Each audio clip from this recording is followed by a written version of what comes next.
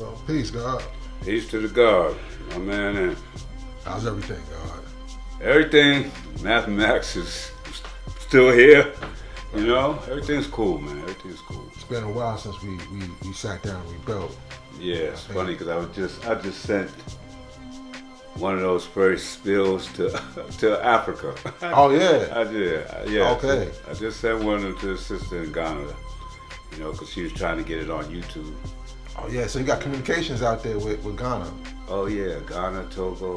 Oh okay. You know, I traced my family roots Oh to yeah. the Kingdom of Benin in 1752. I went all the way back.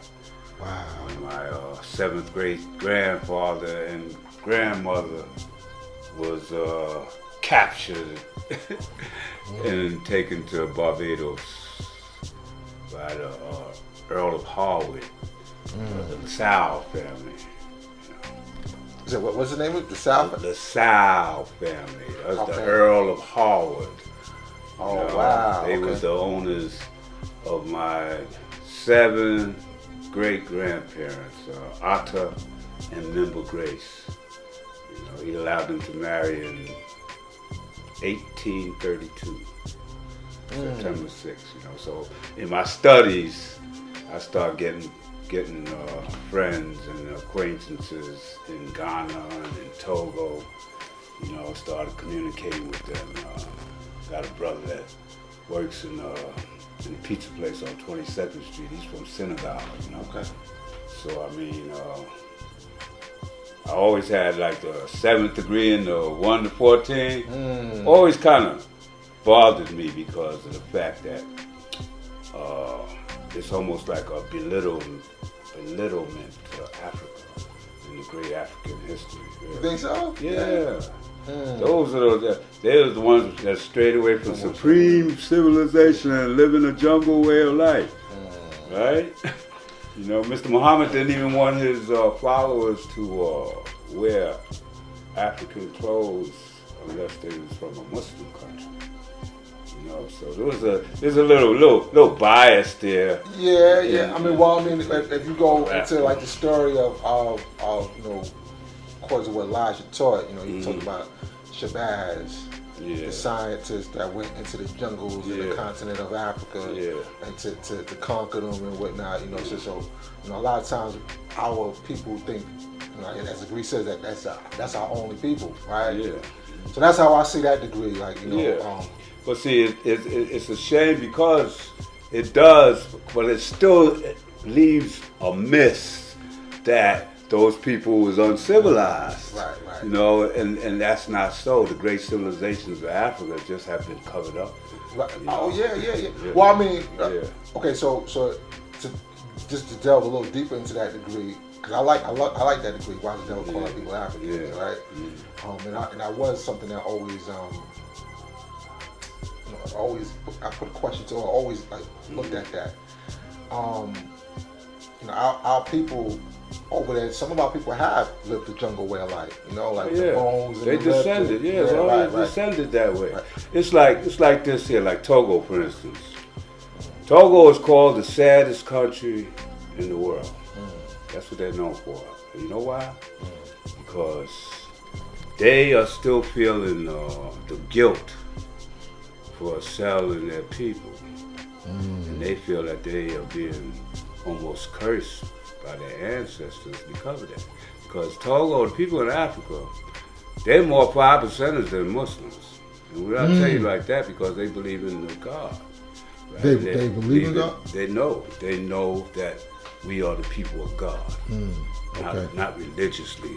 They didn't need Islam as a religion to tell them that, right?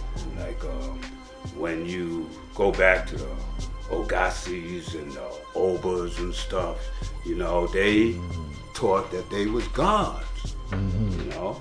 Okay, And right. You talk about like what's the Kingdom of Benin. Okay. Those were the Obas and the Ogasis Right. from their teachings, right? The Ashantis, you know.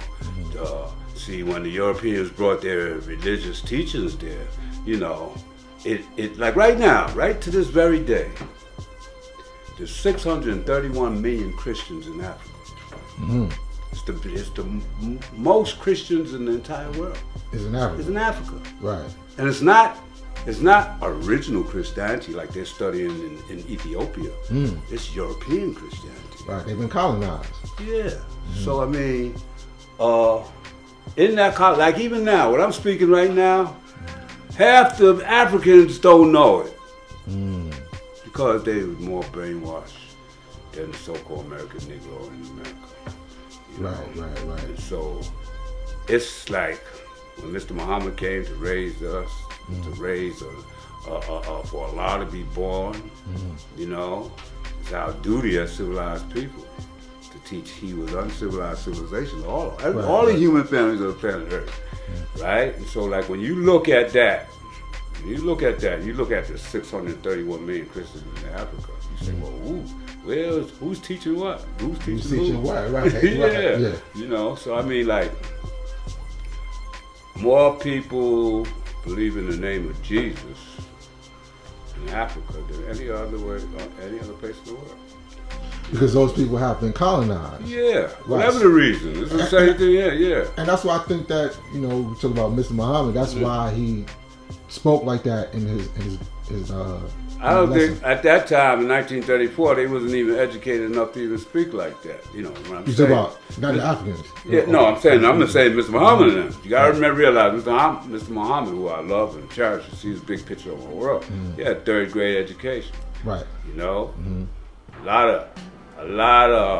of the the theology. See, like even me, me personally in Job, that's why Muhammad didn't bring those lessons over here. Got them lessons out of San Quentin. Who's that? Elijah? No, Mr. Muhammad. Master Muhammad. Master Muhammad. Yeah. Right. Wallace D. Muhammad. Okay. He wasn't from Arabia. Wallace Dean. No, not Wallace Dean. I thought you said because Wallace Dean. W.F. Muhammad. W.F. Muhammad. Yeah. Peace. Yeah. W.F. Muhammad. I mean, it's just like even like his birthday, like the birthday, they Savior's Day, right? Savior's Day. February 26th. Right, it's supposed to be his birthday. Right. All right, now, a Muslim coming to America, right? His birthday goes by Islamic calendar, right?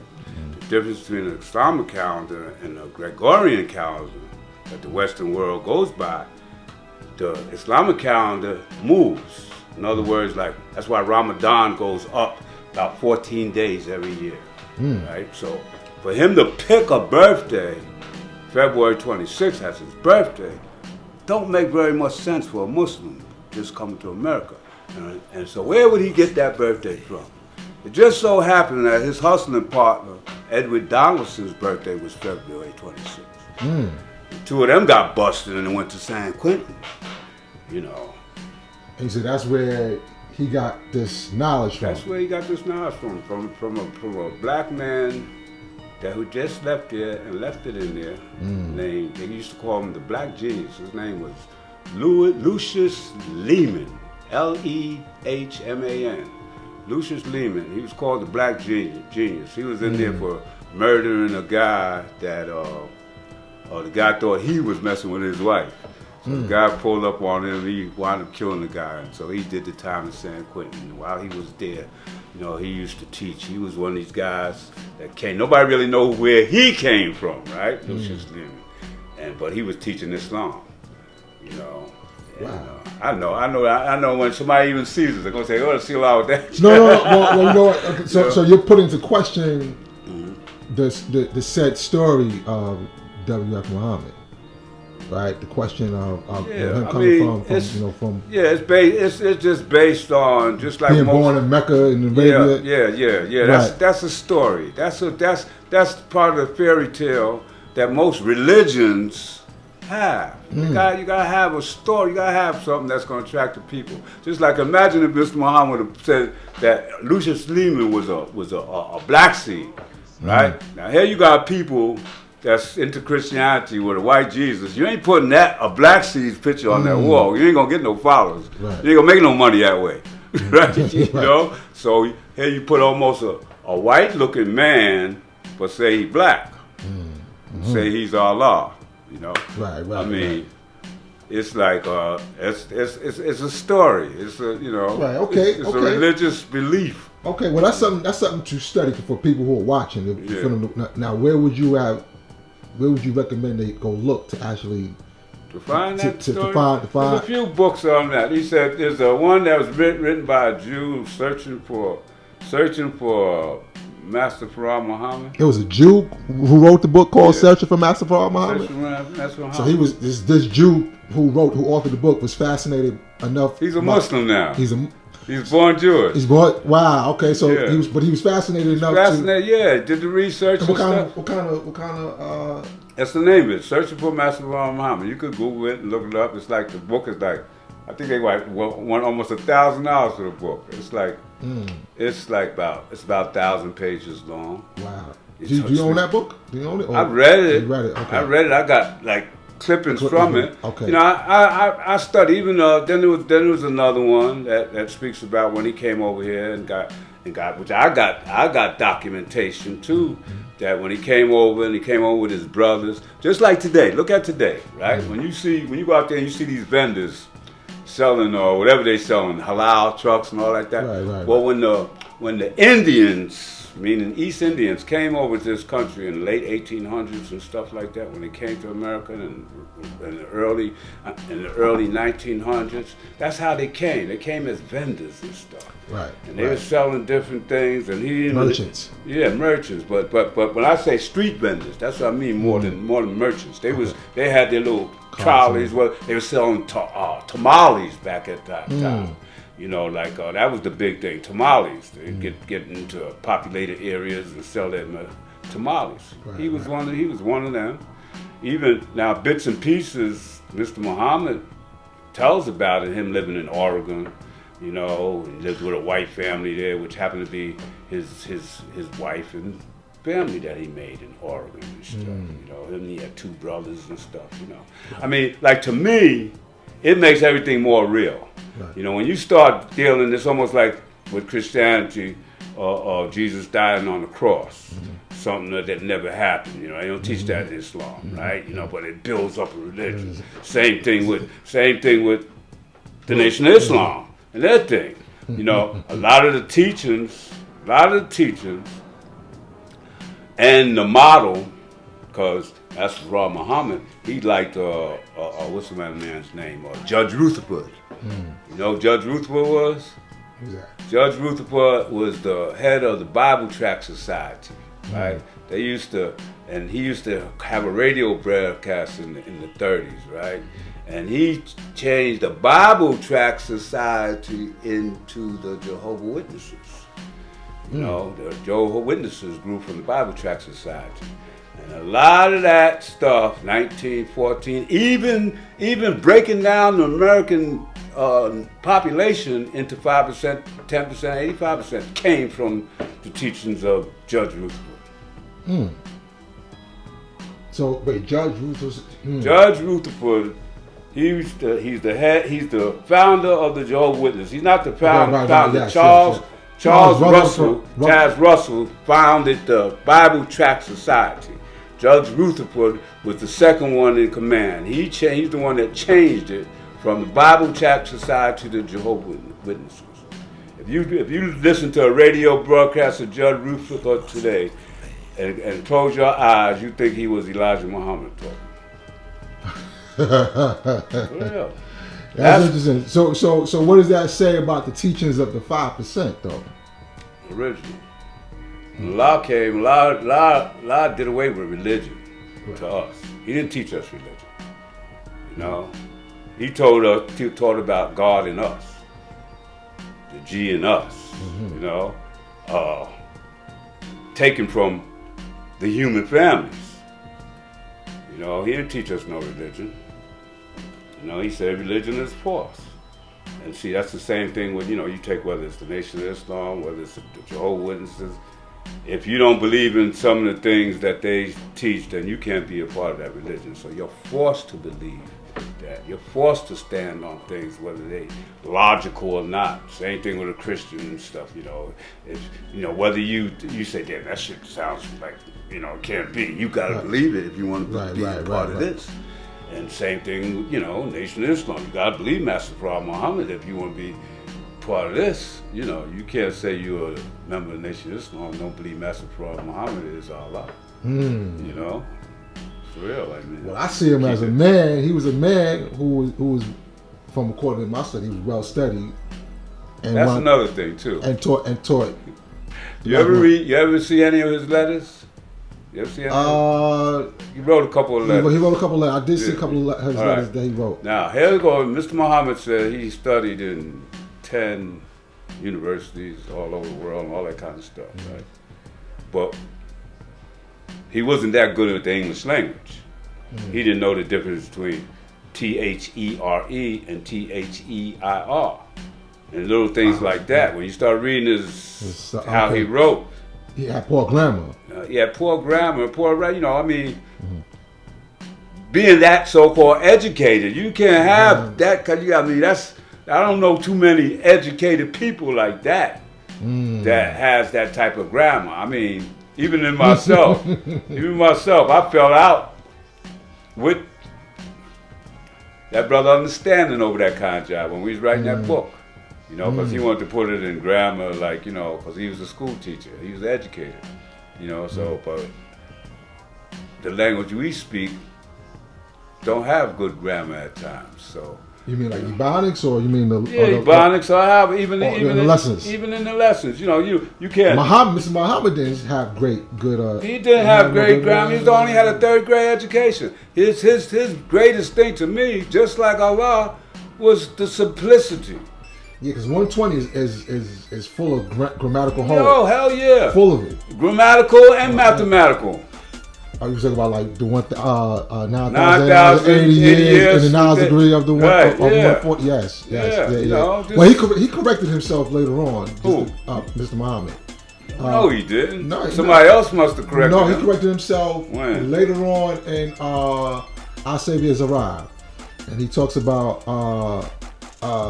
that was what you call him, though. That was John Ali that probably corrected him. Okay, so see that might be educated, but he said that well, in the book, according to the book, that he said that his answers were his answer was off. Yeah. And that he wouldn't answer this because he answered them. He was a baby then. Mm-hmm. Basically, back when those lessons were written, he was a baby. Mm-hmm. And you know, had he had the opportunity to re-answer them, he would answer them a bit differently now as an older man. Yeah. You know. So yeah, I mean, you know, just interesting because you know, we watching this. We talk about like 120 lessons and 5% studying 120 lessons. We have to look at those lessons mathematically and really see them for what they are and not take them on faith, because we're not a religious people. Well, Allah would say, it's just a lesson, son. It's how you apply them. You know, it's not the Holy Grail. It's not the Holy Grail. That's that everybody, you know, I mean, like, because we used like in the Bible or something. Well, me and Black Sea Shasha got lost in the 4th degree, going to Mecca to see Allah. Yeah, I remember you talking about that. Yeah, I mean, don't go like this, go like that. I don't go like this, go like that. Blah blah blah. We got lost, arguing over the lesson and how it go. You know, I have sat in the school at times, and brothers be arguing with each other about a lesson. Allah come in there and said, "You're both right. Now shut up or talk about something that you agree on." You know, because see, you get stuck. Brothers really get stuck because, like me, take with me. Like I got my Quran up there. It's interesting to me that I was talking to a brother and he told me he never even read the Quran, right? And like, there's 114 chapters in the Quran, right? There's 66 books in the King James Version of the Bible, right?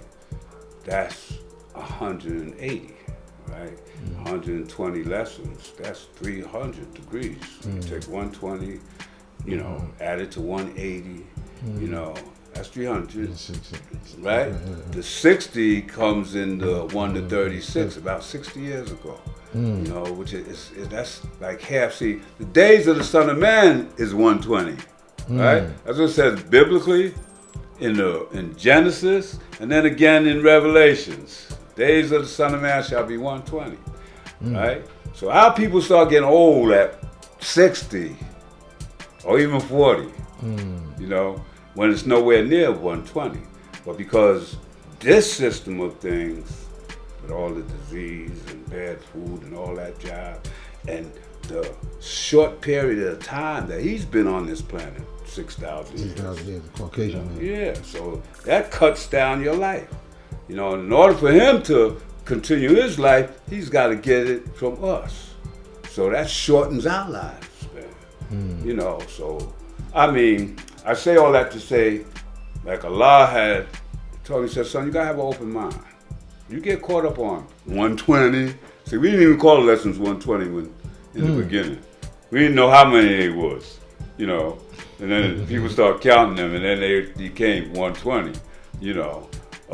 So Allah, you say Allah didn't tell us that this is 120. No. You never heard that he said, okay. I you know, we didn't call it 120. It was the lessons. You know, there was a lesson. We didn't count them like that. You know, it was the lessons. I mean, it became 120, being known as 120 long after that, you know. You know, that's interesting, God. You know, and that's one of the things that I wanted to build with you about is about some of the things that were added on after Allah returned to His essence, and how there's so many disagreements, and actually maybe even some factions in our nations. There's faction. There's a lot of faction. You know, there's that nation of God and earth, and the 5%. That's Allah's 5%. Yeah. You know, then what Allah taught. You know, I just to take note of something like, you know, our brothers would say Allah didn't teach this or Allah didn't teach that, right? Well, I never saw Allah wear gold teeth in his mouth. Right? You know what I'm saying? I never saw Allah wear gold chains, a bunch of jewelry. I never heard of him driving fancy cars. But I know a lot of gods who have gold in their mouth and wear jewelry and do these things. And there's no knock to them. We're just saying that we do add on. Well, yeah, I know. Of course, you add on. That's for sure. And he even says, you change as the people change. You change as the children change. Time change, you know. I mean, there's nothing wrong with that. It's just what you add on. You know, because that's why it also says in the knowledge cipher degree, it says, so we agree. So we agree. But not all of us agree, God. We don't. We don't. That's the whole thing. That's what it don't. And see, like, we in September. When we was teenagers and kids, September was the month that, you know, people that was born to the nation in this month and shit, either they would accept or reject, right? That's what September was. And September was also a month of separating yourself from the world that you came out of, you know, because it was the born month. Okay. You know, so you want to born yourself into a new world. You know, I mean, it's like a baby coming out of the womb, coming out of darkness into light. You know, so I mean, like. But I've never heard that. I mean, is that something that Allah taught, or is that something that brothers added on as throughout the years? That's something that came from his teachings. Like it's how we spoke when he was here, because this is all we had. We didn't have all the information that is available today, which is part of covering up and keeping us behind. Because see, you don't have to seek to find it, so you take it for granted more now because you don't work as hard to get it, you know. And that's what's happening in this day and time, because a dude can go punch a button on a computer, laptop, his phone, and he can get to all the lessons Mr. Muhammad didn't want nobody to get for his followers, you know. I mean, that was a big thing back then with us and the Muslims, the fact that we had the lessons. And they didn't want you to have the lessons because you wasn't supposed to have the lessons. They was, you know, I mean, we used to look at it, I still look at it like that, you know. They was being fed piece by piece. And if it was wine, right, they was getting a little glass of wine at a time, a sip each time they came to the mosque. We got a whole gallon and took that motherfucker and threw it up like that. And guzzled that sucker down. Became extremely intoxicated. And I'm telling you, we was out here in the world just staggering with this truth. You know, and ain't nobody wanted to hear it from. They used to say the 5%ers Muslims that drink and smoke. That's what they used to call us, for real.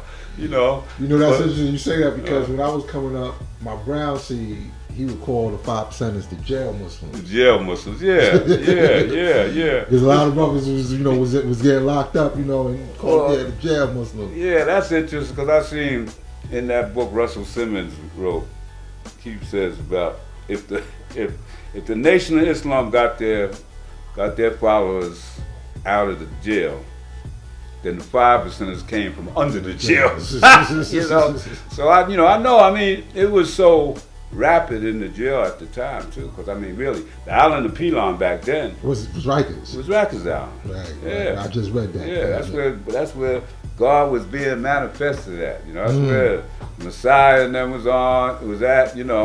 And that's where it was coming out of. They used to have terms about renegade Muslims, because once Malcolm, that was the Blood Brothers. The Blood Brothers, right.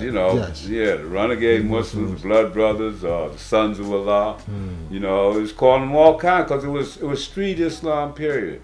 Really, it was street. It was in the street. Street Islam. Yeah, that's what street Islam. Because I remember.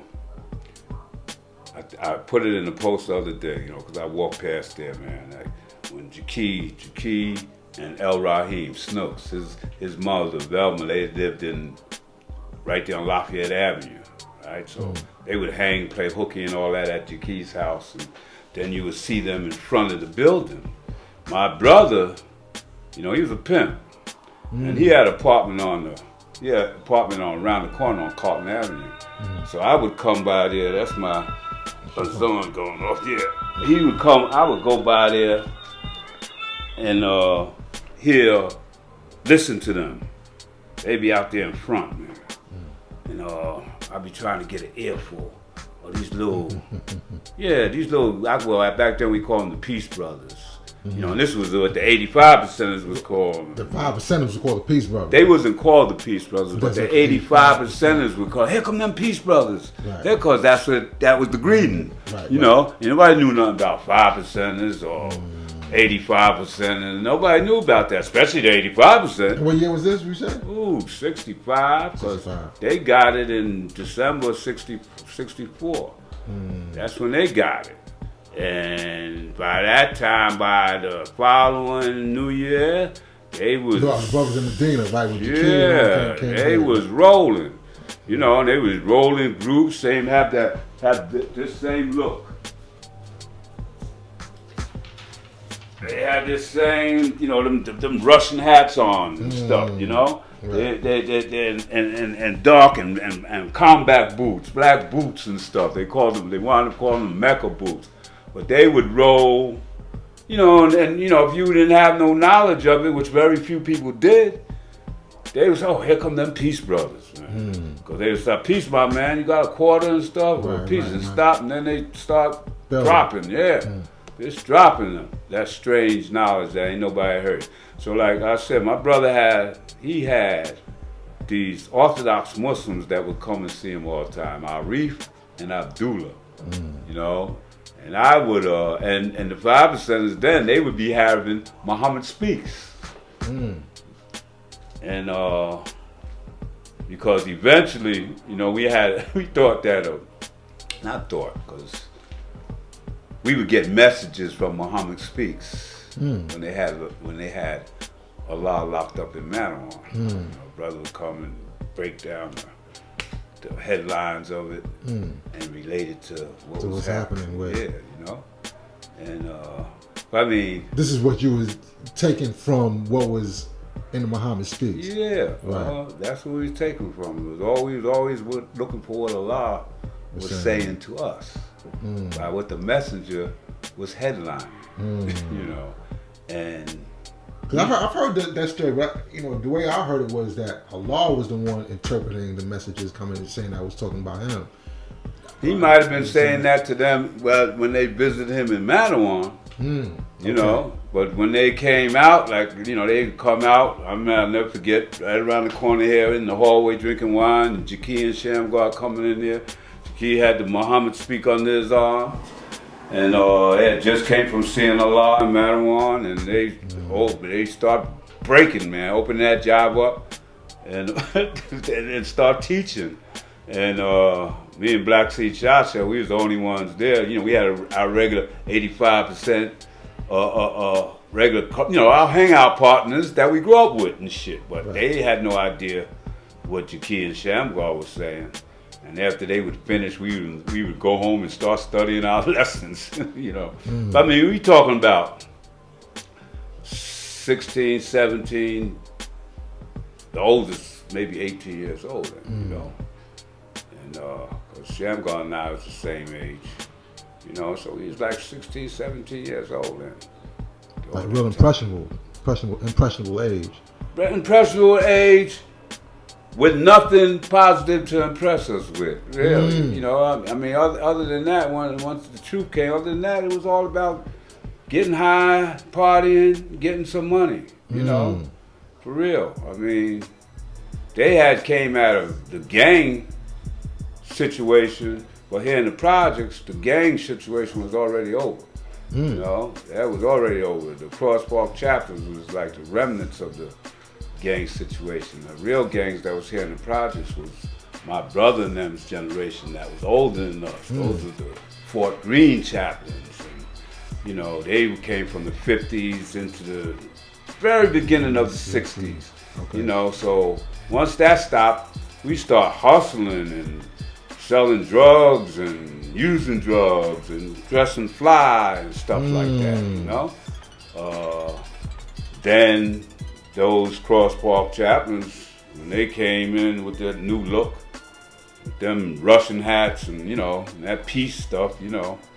That turned everything around. Turned everything around. Changed everything and shit. The only one, like I said, like, while ABG was teaching them, Al-Jabba, which is Firstborn Prince, he was in 275 Atlantic Avenue, and he was teaching his brother, my brother-in-law, Raheem, his brother named Nazi, Naheem, and Black Seed Shasha.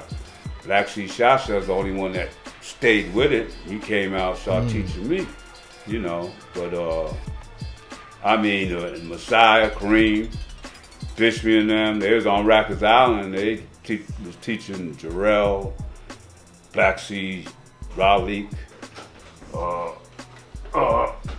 you know, and that's pretty much how it really got. Go ahead, go ahead.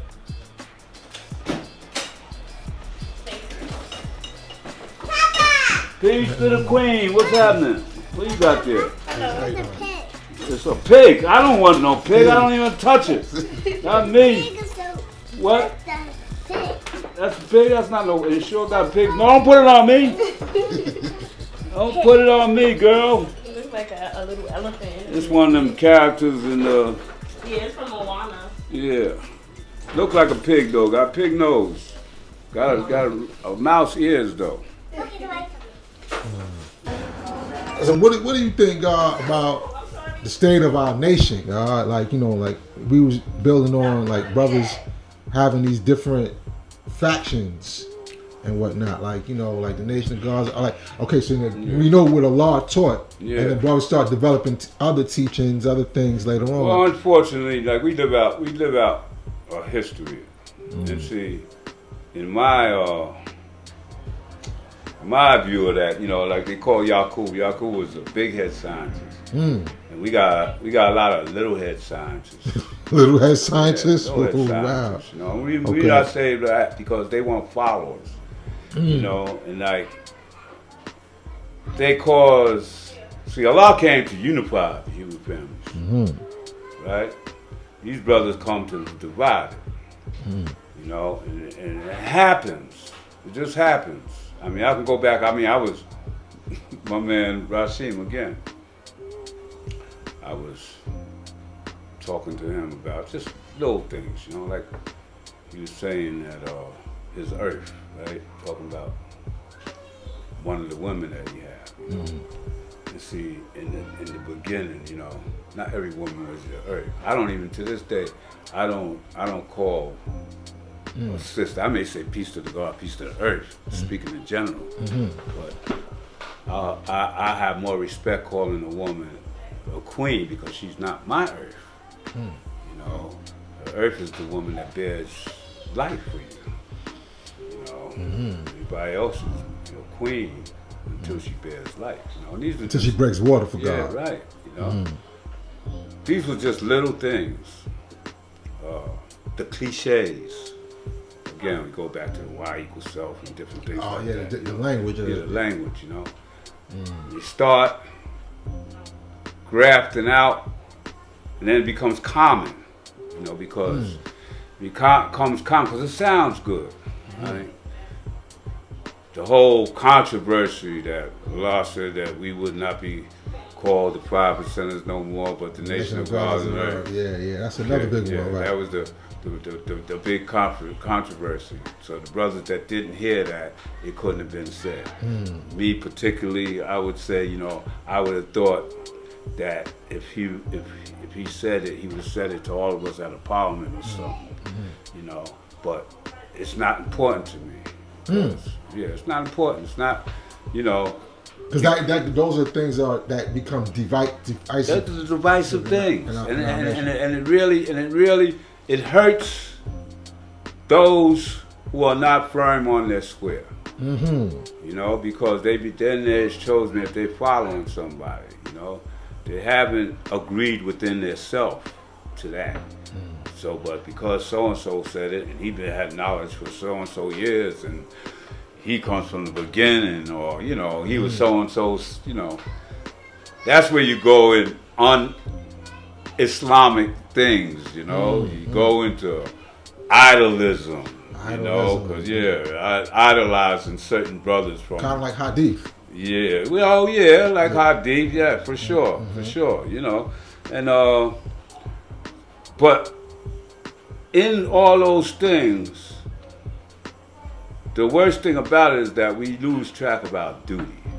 You know, what brings us from the knowledge degree to the 16th degree, when you go from Allah in the alphabet to power in the alphabet, right?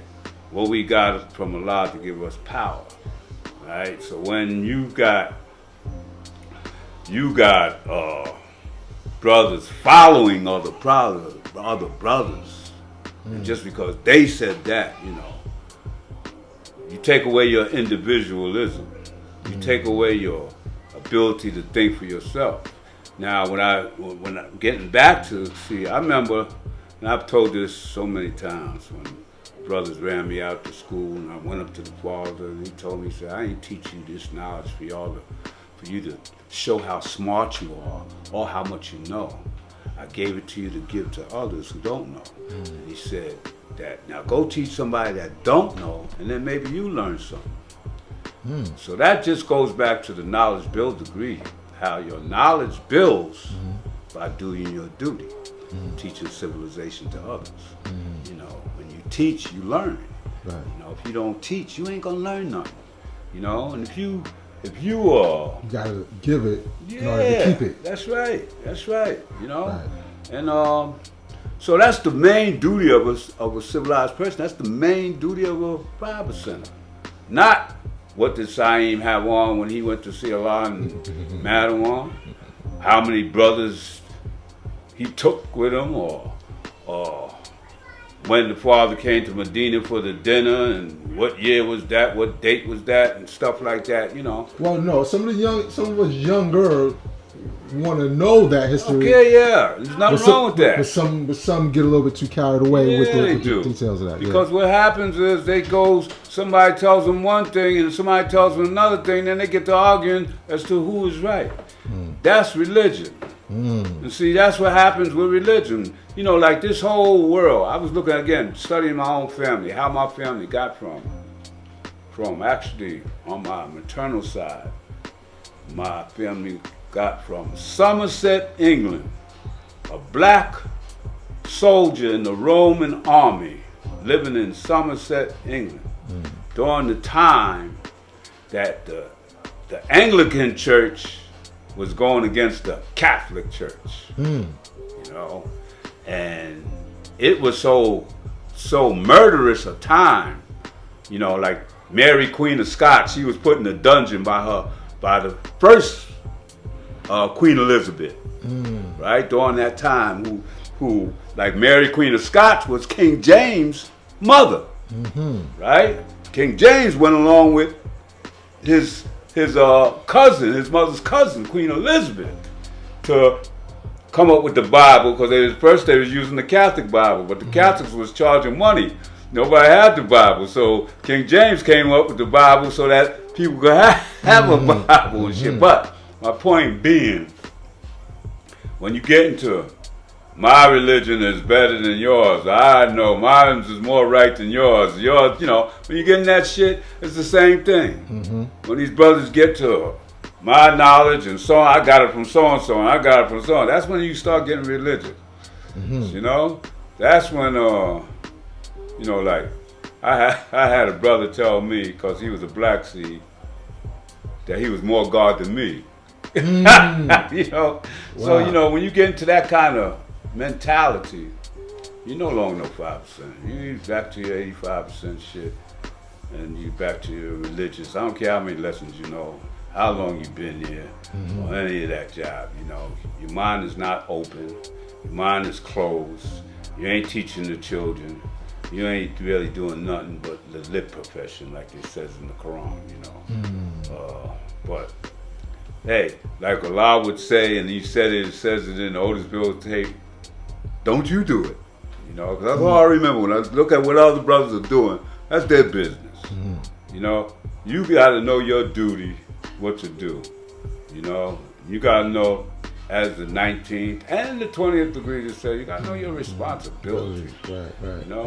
What I mean? This ain't no religion. A lot of people come here looking for religion. It's almost like when they fled from Europe to America, searching for religious freedom, stuff like that, And it's the same thing, amongst us. That's what I always say. And I had my man Eric, makes me laugh, because as I was speaking, he kept saying, oh, I agree with that. Oh, I don't agree with that. I don't agree with that. Oh, I agree with that.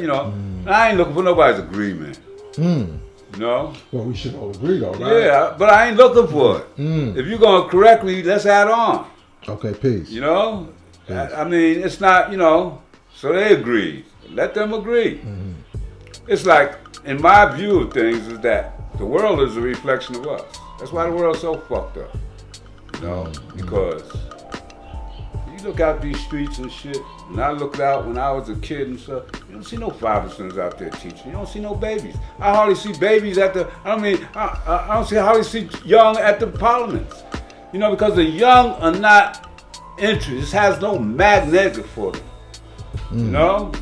I mean, it's not like I say, honor like attract or like repel, right? The Quran says, when it says, those who disbelieve, it being alike to them, whether thou warn them or warn them not, it's the same thing. And see, like, that's how the 85% is looking at us now. But they don't heard this shit so long, it's alike to them.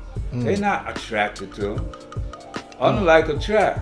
See, if it was something unlike, that they, oh shit, that sounds like something I want to learn. But now they're saying, yeah, I heard that shit. I could go look on Google and read with all that shit. So it's like one of the few things, there were so many things, but one of the things Allah said to me was like, son, you can't tell these people nothing, you got to show them. Because they're 5% to talk forever, It's been a lot of talk. Yeah. It's been a whole lot of talk, right? I mean, it's a matter, I got a nephew. My nephew, he's so proud of him because, in fact, I probably put it up. He going through my stuff. 1997, I went down for his graduation at Morehouse. It was called the dual degree program, and he graduated from 2 colleges, got 2 degrees, engineering and computer science. Right?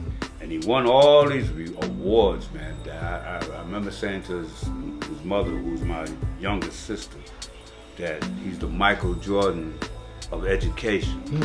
Because the only awards he didn't get was for a lesser grade. You know, like he was a senior, so he couldn't get a junior award or a freshman award or a sophomore award. You know, those are the only awards he didn't get, right? So he graduated, he actually got his PhD in one of those degrees. I don't know if it was the computer science but right now as we speak, he had a school built. His own school in South Carolina, from kindergarten to the 12th grade. I forget the name, what he named it, but watching him and knowing that he was born since the knowledge came into existence showed me what a determined idea supposed to do. You know, it's like when Allah got that school up there, when Mary Lindsay gave him that school, and then we formed a relationship with Harlem Prep. It was like from the street academy to Harlem Prep to a university. That was the idea. Go to school, get a degree, or get a career, take care of your family. Very simple. But I look at it now in this day and time, like with these diseases and stuff and all this kind of shit, and we still got to depend on the same guy that makes the disease to cure us. You know, and then you got people come up with the conspiracy philosophies and all this kind of shit. So where's our doctors? 57 years. Where's our doctors? Where's our ministers? They're there. It's just not on a popular in mainstream. It's not on the popular mainstream, but it's not even in the stream of the 5% nation.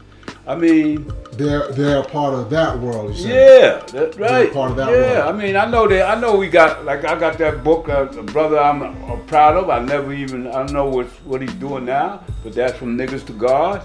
He was a college graduate that wrote that book. He also wrote a book about the fraternities and sororities and stuff. That was a 5% vote From Niggas to God. Yeah. From Niggas to God. Yeah. Ridiculous.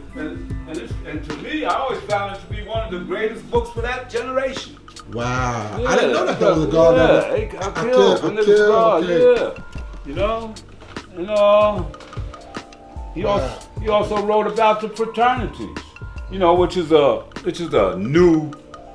I wouldn't say no problem because and probably not even new, because I see a lot of brothers going from being a 5%, thinking they could be a 15%. they could mix a 5% with a 10%. What kind of crap is that? What kind of stupidity is that? Here you got the colored man learning to do like the original man. He's studying the original man to do like the original man. Now here you studying the colored man to learn how to do like the original man. That's the stupidest thing I ever heard of.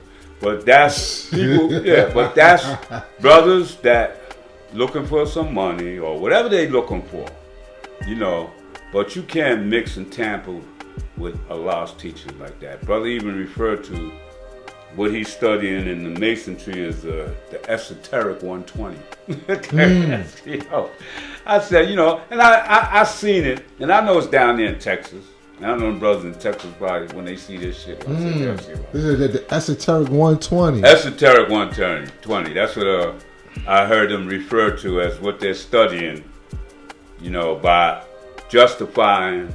You're not talking about what they call like Egypt over there or Colleen and those brothers? Down in Texas. Right? Down in Texas. Yeah, down in Texas. You know, I mean, it's understandable. But it's also funny to me because, like, brothers, it's not something new. Because brothers right here, years ago, once they got good jobs and stuff, and they first it starts out as a union, you know, you being in a union, right? And once you be in your union, some guy says, "Hey man, you want to come to a meeting and shit?" And then next thing you know, you're in one of those secret societies. So So now you wanna try to balance that shit out with Allah's teachings, and that shit don't work. You know, I don't give a fuck how you try to do it. That shit ain't gonna work, right? You know, but anyway, you know, so brothers right here did that. I went to my man El Salik, love him with all my heart. But it was his large brothers that told me how sick he was. Right? So I went to see him. Kim and I, we went to see him. He was so happy to see us on his last days. He closed his eyes and expired right after we seen him. And then we went to his service, and there was, you know, large members and all that out there, you know. And that's been going back. A few of them brothers that I even taught, you know, that they got jobs with transit, and then they joined these fraternities. You know. And unions that go into fraternities. Right, exactly, you know. Yeah. And what they looking for, I don't know, you know. But see, on the same token, I have had large members come to me asking me, see, like, you got any of them plus lessons? Now these are large members that ain't never been there in 5%. So I asked bro, I said, what you want some plus lessons for? I said, we don't use them no more. Back in my day, a lot told us to burn those plus lessons. The only plus lesson was education, right? So when I found, he told me that a brother came, one of the large brothers came, and they lectured on the plus lessons of the 5%. So how you gonna be a 5% and you joining the large, you know? I mean, they trying to stuff, they still, I mean, as children we used to break it down. Master Allah's son. That's what Mason was. He's the one out there trying to master Allah's son. You know? Yeah. And so now how you gonna be a 5% and a Mason too? It don't mix. You know, but we have that. We have that amongst us, and they keep it a secret while they walking with you. For real. I mean, but you know, it's well, God, I see that as a lot of brothers are dissatisfied. Yeah, well, go ahead. Yeah, that's all right. No, brothers are dissatisfied. You know, because we are still building our nation, right? And some brothers feel like it's not fast enough. It's not fast enough, right? Yeah, I'm sure. So they want to go. They want to go to somebody else's house. Yeah. And enjoy the fruits of their labor as opposed to building their own. That's cool, but you can't serve two masters. That's the whole shit, and that sure ain't our master over there. So it's like no matter how many ways they try to break that shit down, you know, you cannot serve Allah as no Mason, you know, and that's just actual fact. The Shriners and people, the ones that wear that job and put the sword over their head and all that job, they was the ones that was making mockery over Islam in secret. That's all that was. That shit wasn't. Is it about the ones with the fezzes and all that? Yeah, Shriners Hospital down in Alabama and stuff. Those were nothing but Caucasians making a mockery of Islam. Now you gonna join and you gonna make a mockery too, because you don't know no better. You don't know that they don't studied you.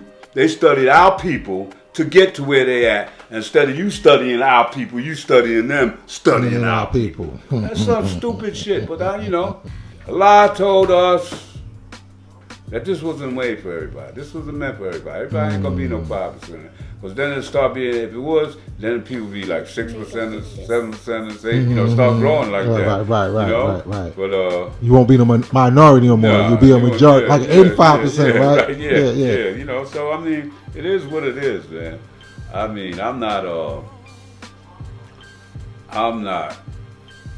angry, mad, or anything like that. Because the bottom line again is, what's the future going to be like for these children? That's what it was like 57 years ago, when Allah seen that there was a need, and He told the government, if the government don't do nothing for the children, the world is gonna be in trouble. And what is the world in? Trouble, because they ain't do shit for the children, you know. And it's the same thing now. I mean, having what do you call it, Children's Day, the T-shirts and all that shit is up. But see, that shit ain't shit. You know, one of the greatest ideas that Dumar had was when the computer thing. You know, when he was giving them computers out, you know, for the children, you know. But I mean, we come so far. Well, we got so far to go in Stevie Wonder's lyrics. You know, we got so far to go, man. Because, you know, we, like Allah said, son, when I send you among the people, either you're gonna make the people like you, or you're gonna become like them. The general picture now is we became like them. But they sure ain't become like us. You know, I mean, when I say us from that time, you can see, you can look down, see, so here come them 5%ers. Let me get out the way, or let me, you know, or let me add on. You know, now, you gotta look for a flag, or, you know. And even that's not enough. Yeah, that's really, you know, that's deceptive. It really is. I mean, I was telling one of the sisters I be talking to in Africa and stuff, you know, because then I met some of these African brothers up here, and I told her how I get so many, are you from Africa? And I don't know why. It's not my physical appearance, you know, because like she told me, she said, you know, I would be almost considered white. You would be considered white? Yeah, I'll tell you, that's just what she said to me. She said, I don't know, you know, I would be considered white. Even like my mama. My mama's picture up there, you know, very light, very high low. Don't call her white. But, you know, when I sent her the picture of my mom's, that's what she said. Is she of the whites?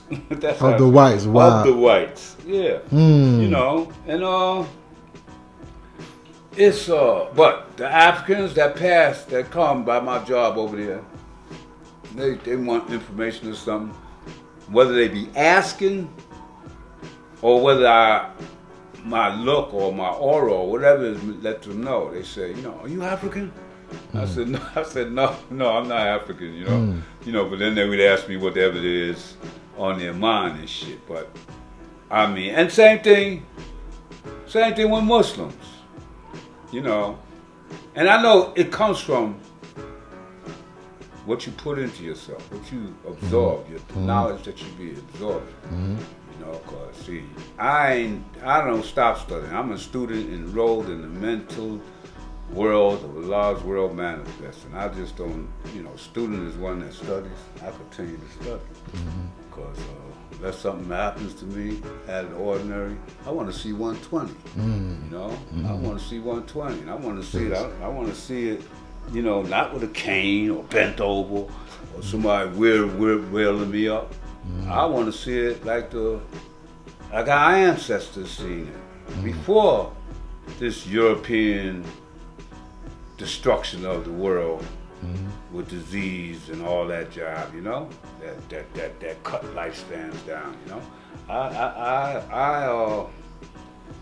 And the only way you do that, I know, is by doing your duty as a civilized person. That's, you know, and it don't come from, oh, you want to teach that the black man is God and stuff. You teach whatever you know. You know, whatever you know that you think is going to be a benefit for someone else. You know, even if it ain't benefited you, you know, you teach it. Yeah, God, you know that's it, because you know this is one of the reasons why, you know, I appreciate, you know, you building with me, because, you know, you come from the time of you know, the early 5%ers, and you know, nowadays, God, you know, we see a large distraction from the 5% with the 5% teachers. You know, so you know, like you said, you're a student enrolled. I'm also a student enrolled. So you know, we're both students. Yeah. But I also look to you as a brother that has something to share, something to teach me. Yeah. So I you know, come to acknowledge what you have to say. You know, especially with all your experience, you have some wisdom to impart upon me. You know, about like what is happening, what was happening then, you know, and what is happening now.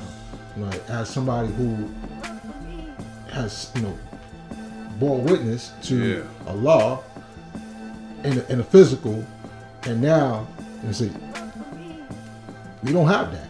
Yeah, I know, but you know, it's so crazy because like he always said, I gave all y'all the same amount. You know? And all that comes from arm, leg, arm, head. You know, and it's what you do with what you got. I mean, some brothers use it as a tool to enslave other brothers. You know, they take that knowledge and wisdom. When you go to that knowledge and wisdom degree in the 140, you know, why doesn't the devil teach this? You know, you tell a brother, why are you teaching that? You know, because he don't be teaching the right shit. Why are you teaching him that? You know, because he wants to enslave a brother to, Right, you know, a tool. yeah, Right. you know. I mean, my man, that's what the brothers used to always call him to me.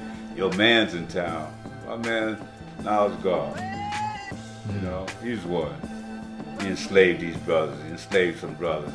Taught them all kinds of stupid shit. You know, and they take it as the quote unquote the Holy Grail. Well, God, hold on, guys. You know what? And I don't want to get into a bashing of that man. You know, but I'm sure that he does acknowledge, you know, this work that I do, right? And you know, a couple of his students acknowledge it, and they've reached out and they have questions, like some things that our Chem have said that, you know, they're like, well, how does he know this and how does he know that? You know, but again, like I see that this is your brother. I may not be his brother no more, but he's my brother. Okay. Like that, you know? Where I'm going with this is that a lot of times we disagree. Yeah. And in our disagreement there's a separation. You know, and I see that was happening in your day with your brothers. You know, and it's happening in my day with my brothers. You know, I just put the question, what do you think is a remedy for that? Because it says, like, you know, being equal in knowledge. You know, my knowledge is your knowledge, and you know, we should be able to share the knowledge. Well, have the same knowledge. A lot of times we don't have the same knowledge, or a lot of times we just don't agree. Or your version of the history is different from my version of history. Yeah. You know. But the solution to all that is mathematics all the time. Like you said, the proof is in the pudding. You know, a tree is known by the fruit it bears. I mean, when you look at a bad seed, you'll see its fruit. Now, you can't make nobody do anything. You can't make nobody see things like you see it. They gotta see for their what? Themselves. Right. That's the only thing. And see, like, the best thing in situations like that is to leave them alone. Like a lot used to tell us, a lie dies, the truth is forever. You know, and I mean, as long as you teaching the truth, as you know it and see it, and anybody as truthful as you, if they have to correct you, they will. And you'll accept that correction. You know, if you're a truthful person. Like I always say, man, hey, I know I don't know everything. And I also know that everything I know may not be right. But I'm open, you know, for you to tell me the wrong. I could have been saying this same thing for the last 57 years and was saying it wrong. Because ain't nobody proved me different. You know, and I ain't stuck on stupid when, you know, when somebody shows you a door that's open that you can go through and get freedom in it, I'm going through with them. You know, I ain't gonna keep pounding on the same door that's not opening, thinking that I got the combination and I don't because it's not opening the door. You know, I mean, you can't waste your time. That's the thing. You can't waste your time. Our duty is to the young. You know, it's hard. You know, it's hard to teach an old person something. You know, it's not impossible, but it's hard. See, a lot of people don't like being wrong, and they can't accept it. They can't say, "Oh man, I was wrong about that shit. So let me do it the right way now." You know, and that's just human nature. You know, but if you're truthful in your goals, you'll adjust. Say, hey, this is a better way. You know, I mean, I can't hold myself responsible for them grown ass brothers and sisters that's running quote unquote stuff. I can only hold myself responsible. I got 12 children. I got 41 grandchildren. Wow. I got 18 great grandchildren. You know, and so 18 great grandchildren. 18 great grandchildren. 41 grandchildren. 41 grandchildren. How many? 12? 12 children. I got 11 living. I lost 1, 2, 3 grandchildren. You know, I lost one child, my daughter. But and I want them to see this. I know every one of their birthdays. But ain't none of them know mine. Oh, wow. Yeah, for real. But I be looking at my pictures of all my grands and the baby pictures, and it gets to a point where, like, I think of my father, that I don't know who's who, you know, on the baby pictures. But I know they all come out of me, you know, some way or other, you know. But, yeah, God, I mean, so when you can only deal with your own, and even that's so hard, you know. I mean, my son just left here. My number 2 son left here, Khalid. You know, he works with Lars' grandson, Ramel. Okay. You know, and I was just telling him that because we both found out. Now he just had a granddaughter. You know, which my great granddaughter, that my grandson didn't even know he was having until almost the day it was born. You know, and so I mean, you got a lot of responsibility in this world besides that knowledge born degree, you know, and even though it all comes in that knowledge born degree, you know, and that wisdom cipher degree, man, you know, it's prescribed laws. It's to, you know, I have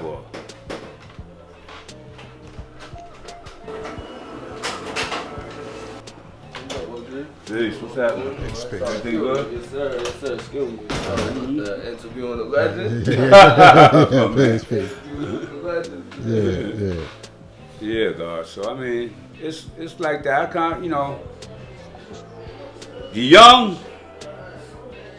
teach you. I'll give them all I can give them, but the old brothers, you know, once they go over, you know, like, see, and it stays in my mind. Like I said, well, I was 36, you know, and it was at the time when we was children and getting this knowledge, we wasn't God until we was 36. You know, that's how we looked at the things at that time. You know, we grew up to be God. You know, it wasn't until Equality born that he started really calling us his little gods. You know.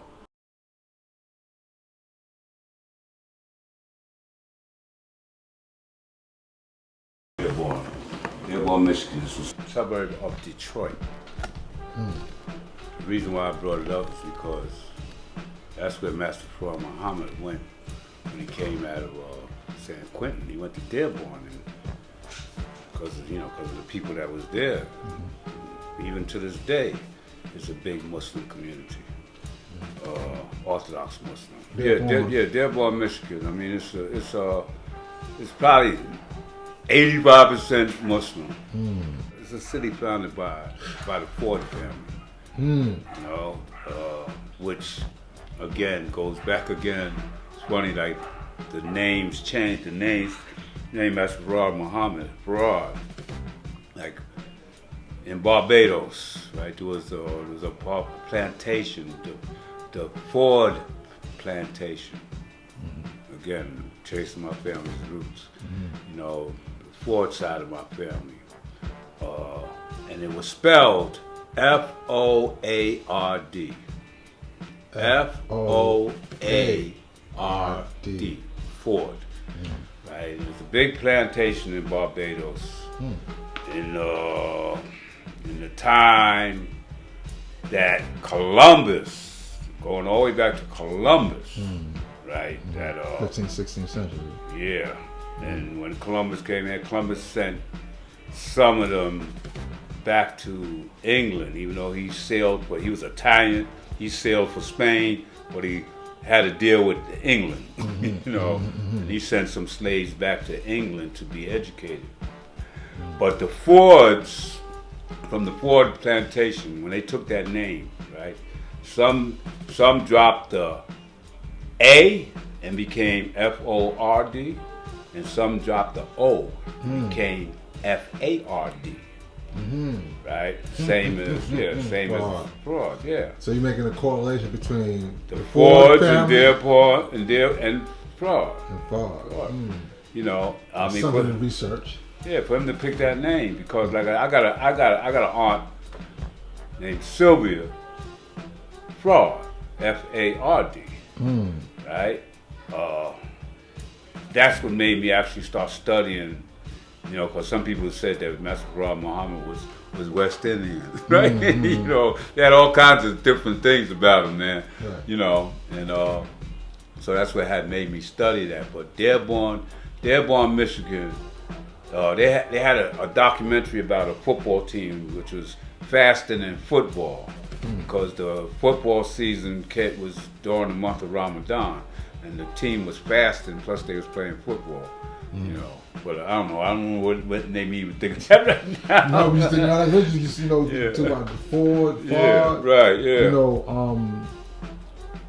and the 5% relationship to the Nation of Islam, and you know, all of that. Seeing how people watching this may even take that and become divisive about, you know, well, no, you know, because some people are more closer to the Muslims, and then some people who actually are absolutely divorced. Like I don't deal with those Muslim teachings at all. Yeah. You know what I'm saying? You know, however, it is a part of history to study. Yeah, definitely. We're in a time that we're so far behind. Even though technology and knowledge is so advanced, we're so far behind, because, like, you know, when you go back to the 1890s, right, and they first had that, knowing that the black man was going to wake up, you know, here in America from slavery, that in the 1890s they had called the Parliament of Religion, right? It was in Chicago, right? And that Parliament of Religions had all these different religions all together to, how you say, write the history for the next century according to the religious leaders. You know, the representative from American Muslim was a white guy. You know, his name was Russell Webb Muhammad, right? And he was the representative for American Muslims. Yeah, he actually established the first mosque in New York. You know, before my man, the Sheikh, who was West Indian, Sheikh Dawood, established State Street Mosque and shit. But they had another one in the late 90s. And this is our Islam. This is our Islam. We talk about not Nation of Islam. This was before the Nation of Islam. Okay, right. This was way before the Nation Our of Islam. Islam, right? Yeah. You know, this was again in the 1890s. 1890. Okay. This is where all that Shriner stuff that they call Muslim Sons. Right. This is where all that job actually began around that time. You know, which it developed into even the black church, Christian church, came out of that. You know, with guys like Harding, Father Divine, Daddy Grace, all those guys, everybody going for the religious dollar, you know, came out of that era there, you know, because religion is more based on business than it is spirituality or whatever they want to call it. You know? Right.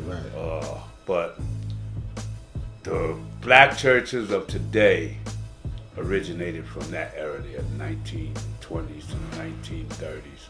And the same guy I was telling you about, Lucius Lewin. You know, you look at him, he got a real interesting history, because he, you know, when they, even white people was doing it then in their churches, speaking in tongues. Okay. Right. You know? Right. And it's like evangelism or something, right? Evangelism, yeah, right. This guy, Lucius Lewin, he made a living as an interpreter You know, he would interpret what they would say. You know, the people speaking their tongue. They're speaking in tongues.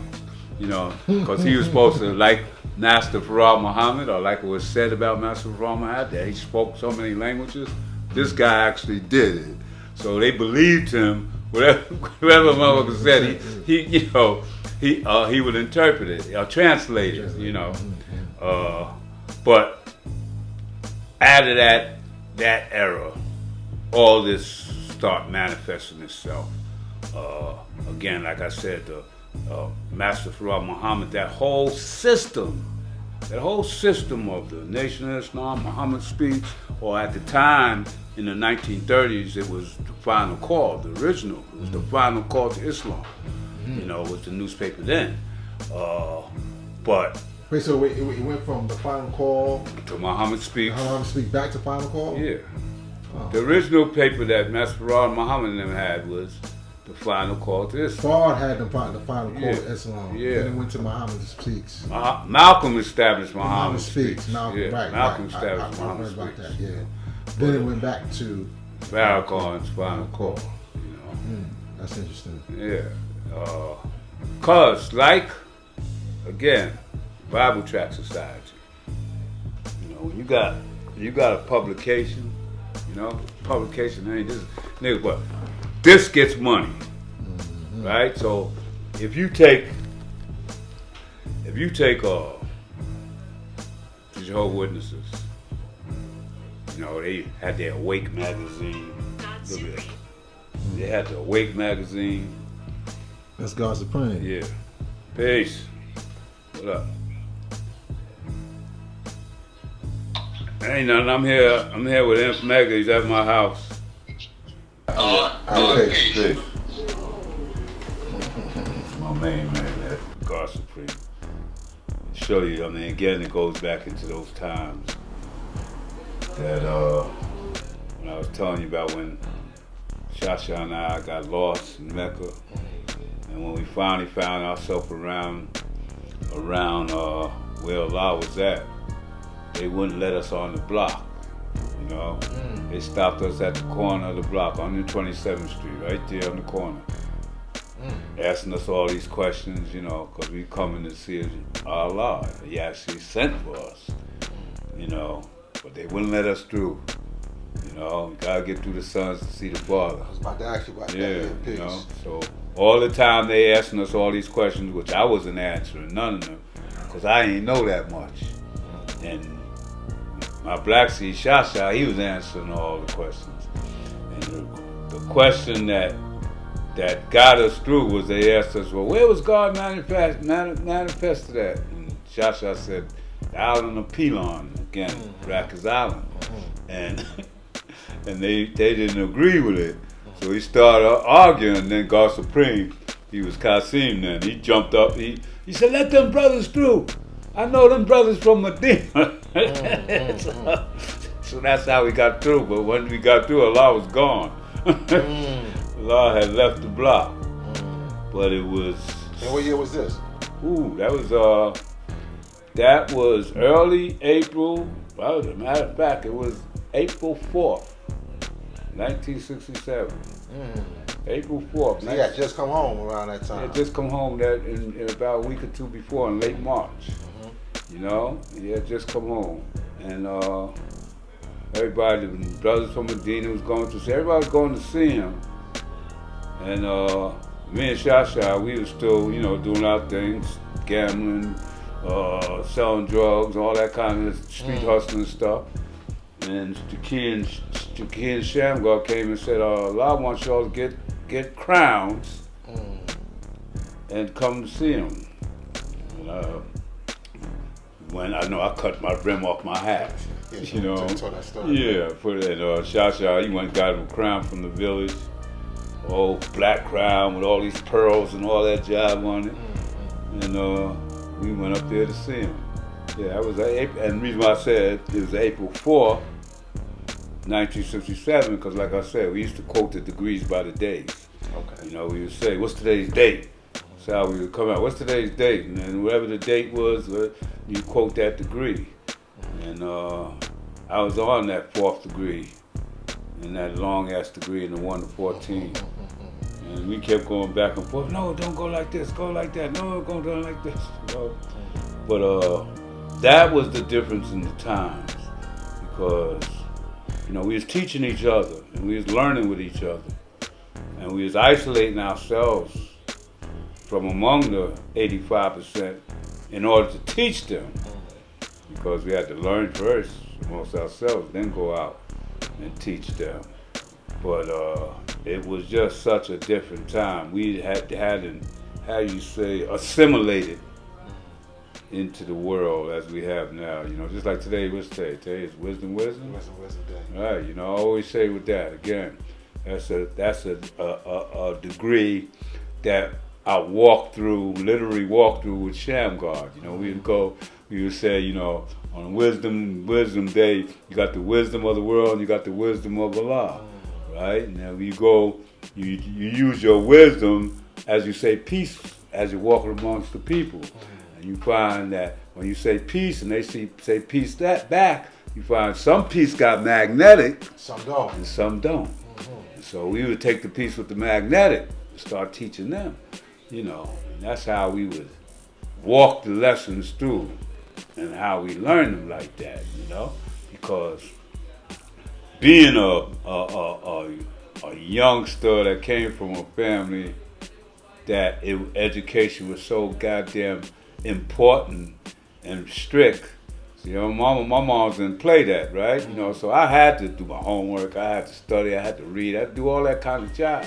So the thing was, once you start studying these lessons and stuff, I would say, oh man, that's not right. It doesn't go grammatically, or it doesn't go, it's not the way you say things and stuff like that. Shamgar would caution me. He would say, Kabah, that was my name, just put them on tape like they are. Don't try to understand them. Get the knowledge and wisdom first. Yeah. So the understanding will come along as you see things. So, that's the importance of those lessons, because that's the bond that we have. We could take anything else and bring it to the lessons. When we have, we're trying to understand something and we relate it to the lessons, because that is what ties us together. And we was getting our lessons as piecemeal, really. We wasn't getting them like they have them today. Sometimes a brother would know the 34th degree before he knew the first degree, because somebody had that 34th degree, because it just wasn't, the availability of the lessons was not there. I remember it was ABG and Al Jabba, Firstborn Prince. When and this was way before my time, not way before, but it was before my time, that they got the 34th degree from Allah in Harlem Hospital, and he had them quoted to them in there, so it was like nothing was written down. Everybody was getting it word of mouth. So you said brothers would have the higher degrees at times before they had the lower degrees. Yeah, because he was getting it by the piece. And then it was almost like a puzzle. You had to put that job together. Like I said, so and God, this is interesting, because again, like brothers would say, Allah didn't teach that. So, but Allah didn't teach 120 as 120, but we have 120. Yeah. We have 120 lessons. Because somewhere along the line, brothers put them degrees together. Yeah. Well, it's the same. But it wasn't always together like that. Nah, we didn't get it together. He didn't give it together. He gave it together once he got with the mayor. And he had the mayor print all those sets of lessons. Got a lot of brothers mad because, like if some brother was teaching you and he was giving you piecemeal, you couldn't get the next degree until you learned that degree. Right. So now all of a sudden you coming back from Mecca with the whole thing, and wow. So the mayor would give out the lessons, No, they just printed them and stuff for us. Wow. And they had them up in the school. Had them up in the school. All the lessons. He printed them. What year was that though? 67. 67. When you got to school, about the same time you got to school. Yeah. Right? Now all them lessons printed. Now it's together. Yeah, then it was together. You know, because everybody was making their own book of life. You know, just from what they knew. You know, I got the student enrollment, and I got the fourth degree in the 114. Right. You know, and because it was piecemeal. You know, because it wasn't like, again, the Captain Joseph, the Nation of Islam, they was complaining that we had them in the first place. Because like Masons and stuff, you had to pay. You got to join the mosque, so you got, and if anybody been in the mosque, they throw the basket around more than the Christians to throw. Because they challenge you, man. They challenge you in that mosque, man. Hey, I got $20. Who gonna match that? Right.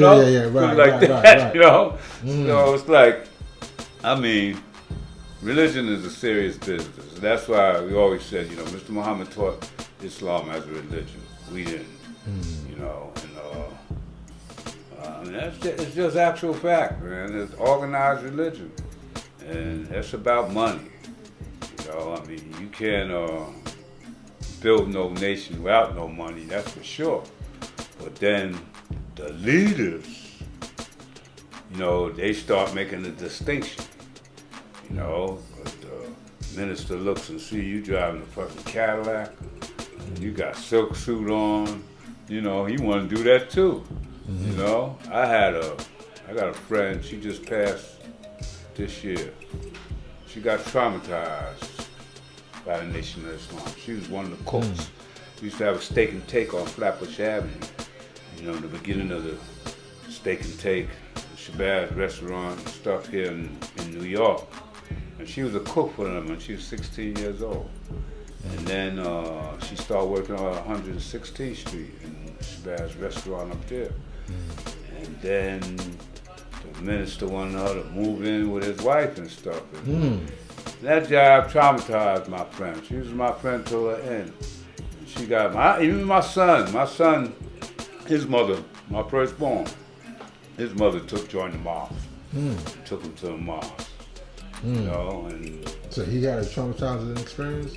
He got traumatized from that. Wow. He's 56 now, my firstborn son.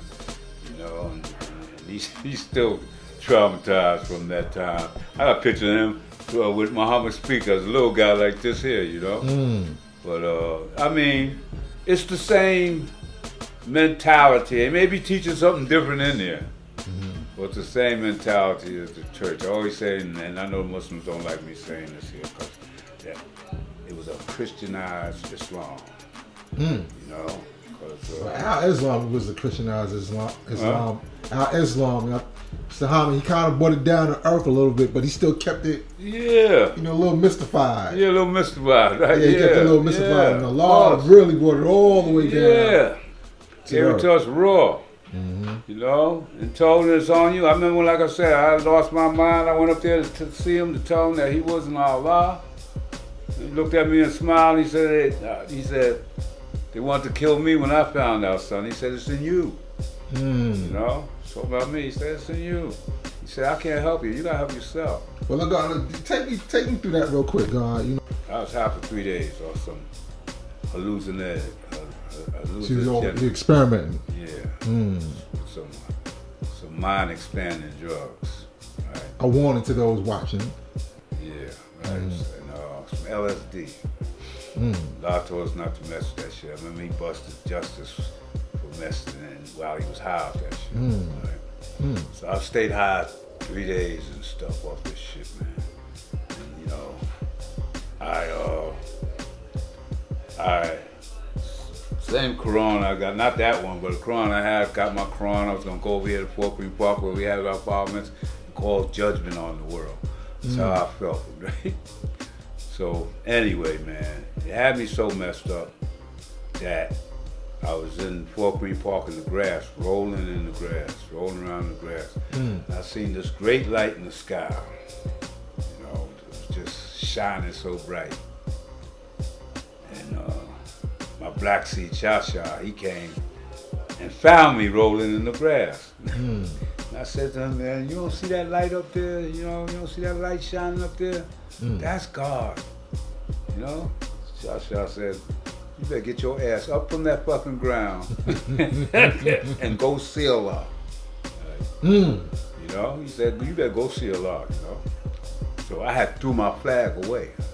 I took my flag off and threw it away in the name of Kaaba. You know?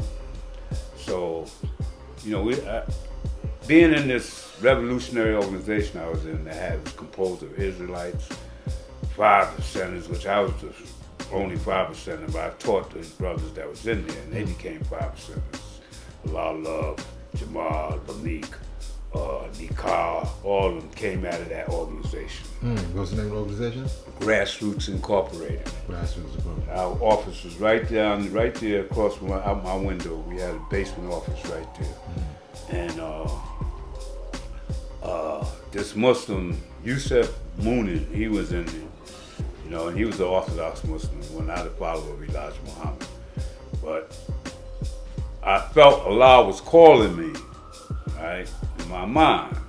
I kept saying, Allah was calling me, Allah was calling me. You were hallucinating. Yeah. So he said he was going to take me to Allah, right? But he was trying to take me to a mosque. And we got on the train. He was going to some mosque in Mecca, I guess, I don't know. But somehow I just jumped off the train. You know, at the stop at 8th Street, right? 8th Street is where I got off, and I was in the village. And I got out, and I started walking from 8th Street, East 8th Street, and I walked all the way up to 126th Street and 7th Avenue. And in walking, I felt this great light was sending me up there. And as I was walking, every Caucasian person I see would look up. And this is all in my mind, right? They may not even been doing it. But in my mind, this is what was going on. They would look up in the sky, and I would turn around and look, and I wouldn't see anything. But I felt this great power sending me up there to tell Allah he was not Allah. You know? And then when I got up there, and I was walking down the block, and he met me. As soon as I stepped on 126th Street, everything calmed down. And he looked at me, he could see that my mind was somewhere in the sky. And all he said was, son, they tried to kill me when I seen it. And I don't know what he meant by that, but that's what he said. You know, he said, it's in you. You gotta face yourself. So I went to school, and knowledge Allah, Dahu, knowledge Allah. He was teaching the class in the school.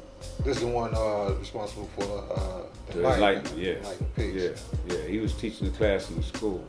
And as I walked in the door, everybody looked at me, they could see that I was fucked up. That I was just looking like a crazy man and shit. You know. And I went, they had a table in the back. They had a locker where Allah kept his shotgun, and they had a table. And on the table was a chair. And I sat on the chair that was sitting on the table. And I put my head down like this in my arms. And I tried to listen to Knowledge Allah teaching this shit, trying to bring my mind back to earth. You know? Father came in there, he opened up the locker, he just looked at me, he just shook his head. You know? And he opened up his locker and he pulled out the shotgun. Right? And he walked back outside with the shotgun. But in my mind, he was going outside to load the shotgun, come back and hit me, you know. And the moment that I doubted that I was God, I was gonna die. This is what my thinking was, right? And so I wasn't taking no chances. I got my ass up from that table and left. And I got to the train station on 8th Avenue, the 8 train. the fare was 20 cents there. 20 cents for a fare. And I put 13 cents up. And the token booth clerk said, "You 7 cents short." And in my mind, I was short of God, right? You know, I came back on the train, came back to Medina, and then the next day is when I got up and realized what had happened over those past 3 days. That I had threw my flag away and everything, right across this bridge here, right across the street there, where I threw my flag. I went and got Shasha. He tried to help me find the flag and stuff, you know. And then when I couldn't find it, he said to me, "You better go see Allah. You gotta change your name. You better go see Allah." So I went upstairs, went in my book called Life and Jive, and went to the alphabet, and all that was ringing in my ear was, "Go see Allah, go see Allah. I gotta see Allah." That shit just stayed with me, so that's why I changed my name to See Allah. Yeah. And then I went up after. The C in the alphabet, not C-S-E-E. Well, that's the C in the alphabet. Right. Well, I mean, yeah. I just used the C. Right. See, that's another thing about, again, you know, I see people be using, even when they be writing C-E-E. Well, I didn't teach us that. That comes out the dictionary. That's the name of the letter, C-E-E. That's not the understanding of the letter. The understanding of the letter is S-E-E. And he gave it to us like that for a reason. So I don't know, coming down the line, brothers start changing it to C-E-E and using that more than anything, but it's S-E-E. You know, it's just like the zigzag zig. Right, zigzag zig. Ain't no zigzag. I got zigzag zig. Yeah, zigzag zig. Okay, zigzag zig. Right, Yeah. right. I had zigzag zig. Yeah, I know. Yeah. Most people still in this day have zigzag. Like, you know, I could see him now when he was demonstrating. This ain't no zigzag. You don't go for a law, start zigzagging. You know, it's interesting because I could find zigzag in the alphabet. I mean, That's why they changed it to that. You ain't gonna find no zigzag zig. Yeah, I won't find it. Yeah. But whose nation is this? Webster's or Allah's? Right. You know, that's a fact. You know. Well, I was just to understand what these words, because I was when I got the mathematics and alphabets to go find my own definition, definitions. Yeah, right. I can think that. But that was one of my errors too. Again, that was almost like changing the lessons and trying to make them be grammatically correct and stuff. You know, if you don't see, just like you ain't gonna find in no history book no island of Pelon. Not Pelon, Patmos. You find Patmos. Yeah, but you ain't gonna never find no Pelon, right? No, you won't. But why Patmos? Well, okay, so now I draw that up as Pelon. Pelon is the name that's referred to in the Quran, right? But Patmos is the name that's in the Bible. Right? So it says that, you know, Pelon is the same as Patmos, right? And but the island is situated in the Aegean Sea. Right, Patmos, right. But you know why? Again, it goes back to Master Farah Muhammad and Mr. Muhammad. Mr. Muhammad was third grade education. Master Muhammad didn't know the difference between there and there, right? Because Patmos is a penal island. Penal, an island where they used to exile criminals. That's where Pelon came. That's where the mix-up in it. It wasn't a name. It was a penal island. Penal. Island. Yeah. Pelan. Yeah. Okay. I mean, these are the things that we gotta research. Yeah, I know. Yeah, but if you research that, nowhere you're gonna find an island city named Pelon, or nothing like that. You will find Patmos. You're gonna find Patmos, of course. That's a real place because it was a penal island. So it was a Devil's Island, as down there in Australia and stuff. You know, so it was Barbados. North America was a place where they exiled the Indians. Yeah. Well, actually, you know, they went on their own, and the Indians were just exiled out. Okay. You know, and they traveled over and went over, the Barren Straits. Yeah, Barren Straits, yeah, you know. But down in Australia, you know, you had Devil's Island, you had different penal islands that they would send prisoners to. Barbados, the Irish, the English sent the Irish down to Barbados as a penal punishment. You know, that's how the Irish people got into Barbados or the Caribbean islands. There wasn't no people living on those islands. Those islands was uninhabited. You know, and when the English sent them there, Barbados, it looked like a bearded place. That's where the name came from, the bearded island. The island of the beards, looked like a man with a beard, Barbados. But I say that about just different things that we take for granted, and then when you see the history behind it, you know, it puts a different light on things. Patmos, well, there's another one too. Island situated in the Aegean Sea. You know, and that's by Greece. Yeah, there's a whole bunch of islands over there. Yeah, there's a bunch of islands over there. Yeah, and they was there. And they was penal islands. The Greeks was good for that. The Greeks and the Romans. You know, they take them, and whether they grew crop like they did in Barbados, you know, with the slave trade, with the sugar cane. There was another country. The Portuguese had down in Africa that they first started with that sugarcane thing, and then they brought it to Barbados. The role that sugar played in the whole slavery thing, you know, from the sugarcane, from the sugar plantations, and taking the sugar, making the rum out the sugar, and making the alcohol drink out the sugar, bringing that shit back to the leaders of those countries, getting them fucked up, right. You know, and then taking their goddamn country. It's like in Africa, the saying in Africa today is that they came to our land with the Bible in their hand and said, let's pray together. We held their hands and closed our eyes and prayed. When we opened our eyes, we had the Bible and they had the land. You know, and that's about the size of it, because, you know, we bring their God, their false God, their mystery God. You know, right now I'm doing a book called The African Black Girl, The Adventures of the African Black Girl in Her Search for God. You know, and it's based on a book that was written in 1934 by George Bernard Shaw.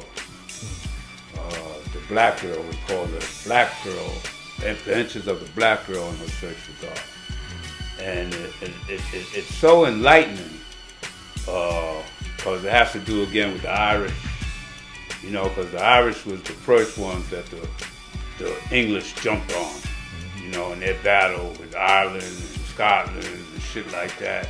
And they enslaved them, their own people, right? You know, as indentured servants and job. But that's what this book is based on. And I got a sister from Ghana that's playing the part of the black girl. You know. So you actually doing an actual film behind it? You gonna do yeah. You know? Oh, yeah. Okay. Yeah. Okay. It's like, man, see, from the time I got knowledge, I always try to do the duty that I seen from a lot of teachers, and that was teaching the young. And I had a baseball team, 5% Angels, and I had a basketball team. In fact, hanging up on my wall is my brother, who's 67 years old now, but that was his uniform when he was 11 on my little team there in 1967. But I have watched, you know, I watched these children grow up. I watched them get killed, you know. I watched them go to jail. I watched them kill each other, like Black Sea Raleigh, son Miki, you know. He was my point guard. He had a future in basketball. You know, in fact, he never got to play the game at Western House High School because they shot and killed him right on the bench in noon, at high noon, middle of the day, right in front of the senior center. Left him dead with bullets in him on the bench. I mean, even, you know, I've literally witnessed these things, watching their lives get cut short. And again, it goes back to nobody is doing nothing for the children. Not, you know, nobody's, you know, really, politicians are passing by and the so-called 5%ers, you know, they ain't here. They ain't out there in the streets. And I don't mean, shit, I'm 74, you know.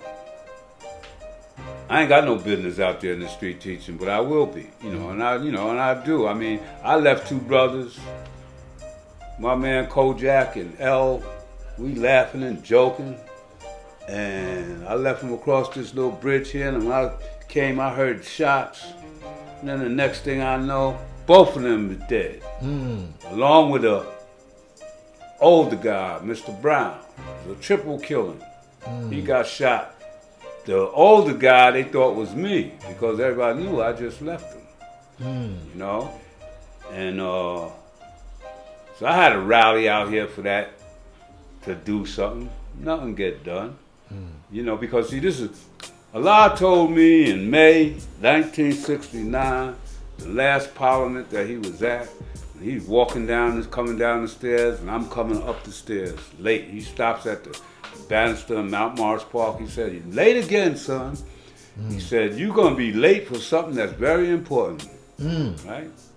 And then he said, I had made him a flag. I had made a flag for him. Stayed up all night making this flag. I gave him the flag. He looked at the flag. He said, "Oh, it's a nice flag, son." He said, and then he said, "Well, you know, the power's coming to Medina. But you brothers in Medina, it's going to pass y'all by because you drink too much and you get too high." That was before rap and shit, but he spit some lyrics on me on that steps that day, you know. And it's at Mount Morris Park, 1969. May Parliament, 1969. The less than 2 weeks later, he was gone. You know, and so I watched all this shit grow up. The L train came down, Metrotech came, now all these high-rise buildings. See, at the time, the tallest building in Medina was the Williamsburg Bank clock building. Now you can't even see that shit. And we used to look at that clock, you know, to tell time as kids, you know, you had to look up at the clock to see what time it was. The Williamsburg Bank clock was how you say, oh goddamn, you know, a mark, a landmark that if you as a child you went from around here, you know, you had to aim yourself to that Williamsburg Bank to get back to your house. You know, you just walk towards that and then you get home and shit. You know, but now all around there's nothing but skyscrapers and everything that's building up around here. You know, I mean, and even at that time when they first started building it, I had got Bahar and actually Black Sea Raleigh. I got them jobs, and they was for the Atlantic Terminal. When they was building Atlantic Terminal, where they got the mall and all that job now, and fixing up the railroad terminal there. I got them jobs doing that, and they was relocating people that lived there. They had to move somewhere else so they can build there. But that was 1967. All this shit is built all up around us. We ain't even got a school down here. You know, because, as he said, we drank too much, got too high, and it passed us by. You know, even the one school that he was given by a mayor, we ain't did nothing with that. You know? I mean, I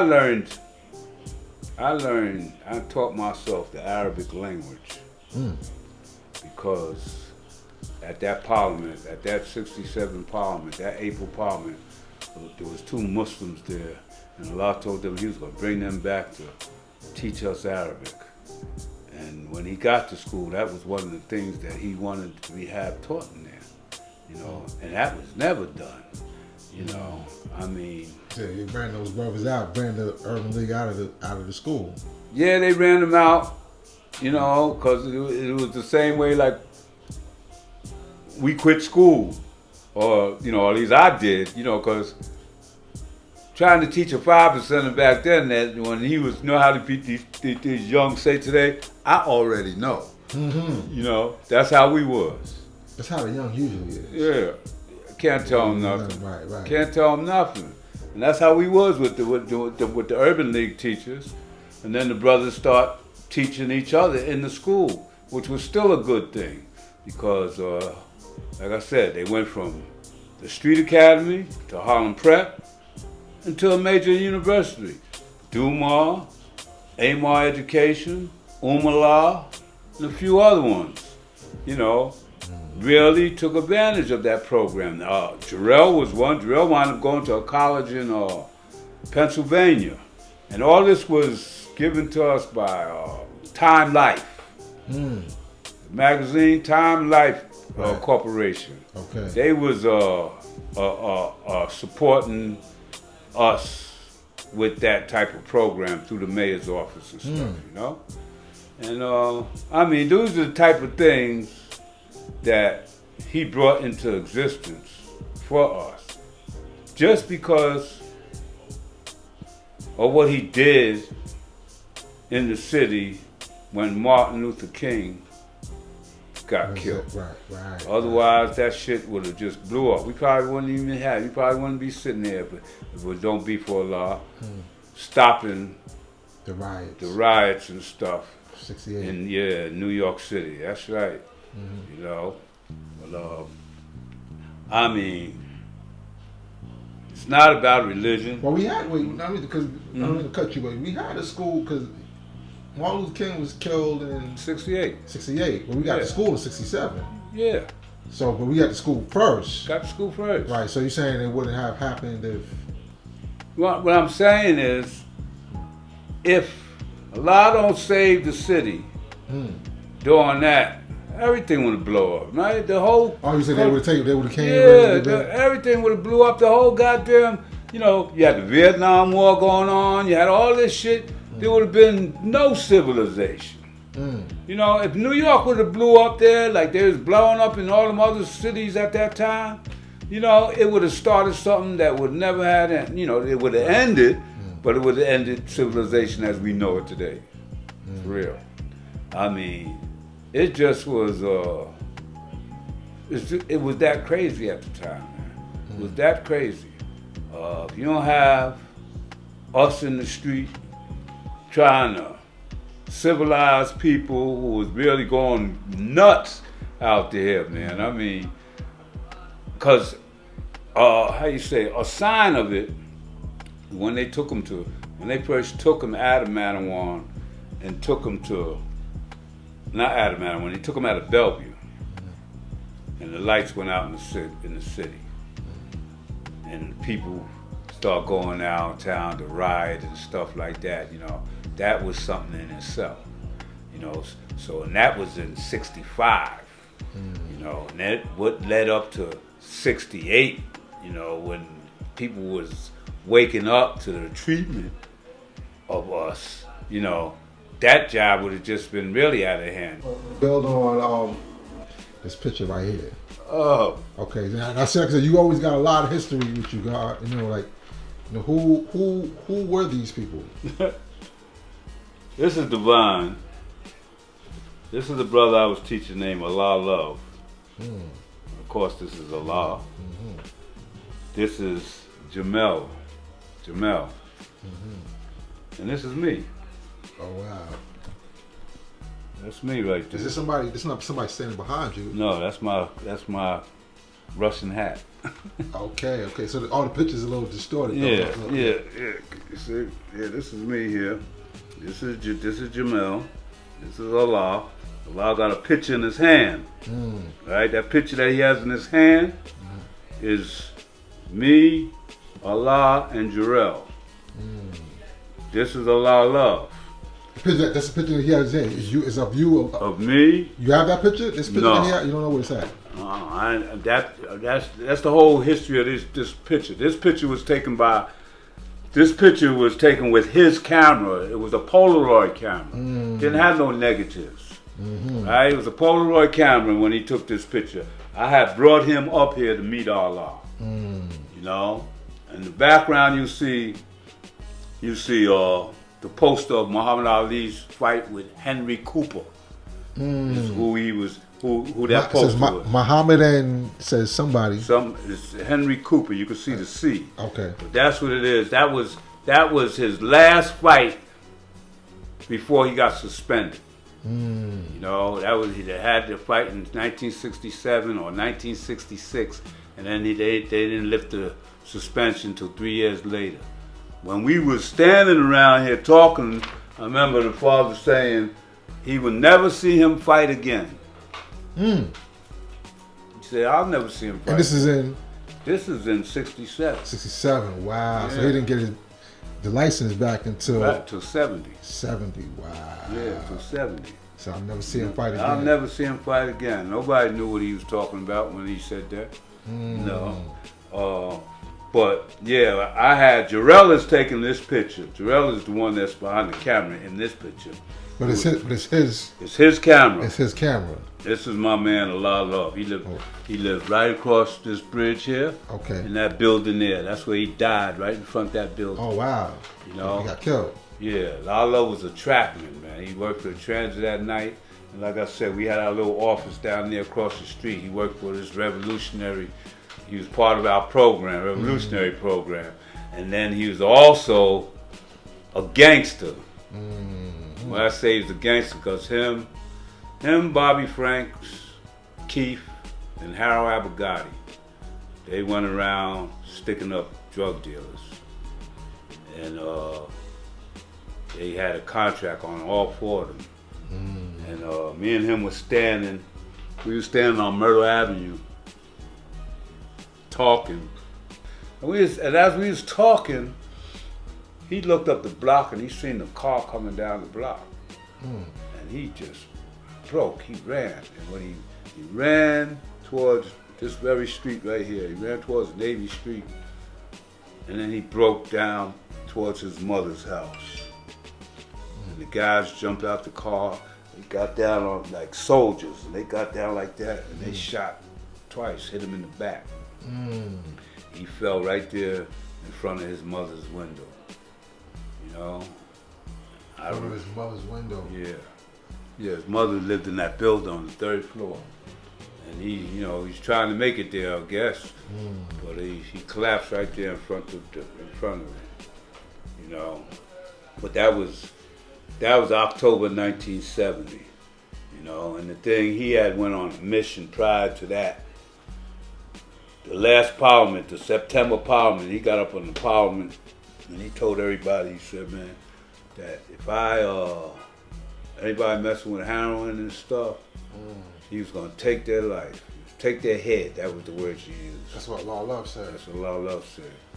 You know, and see, when the thing was, now I taught him, but every time we went to Mecca, and we would go see Allah in the barn, you know, or wherever he was at, him and Allah would go off. They would go off somewhere and talk, just the two of them. And Allah would never say what they was talking about, unless Allah said, well, tell see Allah so and so and so and so, or tell a brother this and that. But they always would go off by herself. And then Allah started on that mission of trying to clean up the drug problem by itself, you know, in his way. Because he was determined to just stop the heroin shit. That was, because we was plagued by that more than anything else. Messiah, Bismillah, you know, all them brothers, you know, everybody was just sniffing that dope, man. If they wasn't using it even stronger way, man, you know. And it was a big problem. It still is today. You know, you still got. Now you got the opiate problem. Man. Yeah, the opiate problem. They yeah. switched up. It's yeah. something else now. Yeah. Yeah. From sniffing to shooting it, now people drinking it. It's crazy, man. Crazy, yeah, it's crazy. You know, it really is. But yeah, that's that. That's this picture here, and you know, like I said, this was taken with a Polaroid camera. So, like I said, there wasn't no negatives. We made these black. This was a color picture. We made these black and white copies off a copy machine. Okay. You know, that's why they like distorted. Like, you have the original of this one? Not me. It was only like there was 3 pictures. This one in his hand. This one here, and there was another one that was taken. With you in it? Huh? With you in it? The pictures with you and Allah? Yeah. Mm-hmm. Okay. I searched for over 50 years for this picture, right? This Jewish 5%er, Joshua, my man Joshua. You know hip to Joshua? No. Nobody. He's a martial arts instructor. Okay. In Texas. I don't know who that is. No, I don't know him. It's my man Joshua. Joshua, he said, man, see Allah, I'm gonna tell everybody you my teacher and shit. He's Jewish. Jewish. Yeah. Caucasian man. Yeah. Okay, peace. Yeah. Joshua, man. But Joshua was the first one to send me this picture, like this. He sent it to me like that, with me out of it. Right? And the way he found it, I told him I'm in that picture. You know, I know that picture. I'm in that picture. The way he had found it was because it was Divine's obituary picture. Divine used this picture. Well, his family used this picture in his obituary. You know, so they cropped me and Jamel out the picture. You know, just so he could use it. And he kept Allah loving himself in the picture. It's another crazy thing, funny thing about this picture. See his brother, Jamel? He had a daughter, little girl, named Jamela. Right? You know Jamela? Not the daughter. You know Jamela, the guard, Jamela? Yeah. Remember Jamela? All right. When Jamela first got knowledge, he got it after we got our flags in the box. Right? So when he came up to the school, Allah told him to take a flag out the box. He took Jamel's daughter's flag. That's how he got the name Jamela. He tells this, he tells the story that he knew, but he didn't know. And he says that he said to the father that this is a girl's name, and the father said to him, "Would I give you a girl's name?" But no, that part really didn't go down. He just didn't. He just picked that flag out the box with her name on it, and that's how he got the name Jamel. That was Jamel. Jamel's also on the picture with Allah. His daughter's in that picture. And who else? Barry's in that picture. Barry Yarder. Yeah. And who else is in that picture? But that's him there, Jamel. Now would Jamila be peace with you telling that story? Well, I don't think he would have much to say about it now. I mean, it's the truth. I thought about Jamel the other day because you know he's sick too. Yeah, I was wondering. I haven't seen him in a long time. Jamel, he had a stroke. I understand it really took an effect on him. You know, I asked I Freedom because I met all them. I met all them from the brother Qasim I was locked up with in Atlantic Avenue, 275 Atlantic Avenue. And Qasim was like the head of Crown Heights up there. Him and Kusar. Okay, right? Peace. Yeah, Kusar and Qasim. They was two bad dudes. And Qasim, when I came out of Atlantic Avenue, he came down to see me and he took me up there to see all these little guys. That was Jamela, I Freedom. Qasim had brothers, what's the damn Melson, Understand. These are his physical brothers. Melson, Understanding, Infinite, and what's the other one's name? Infinite.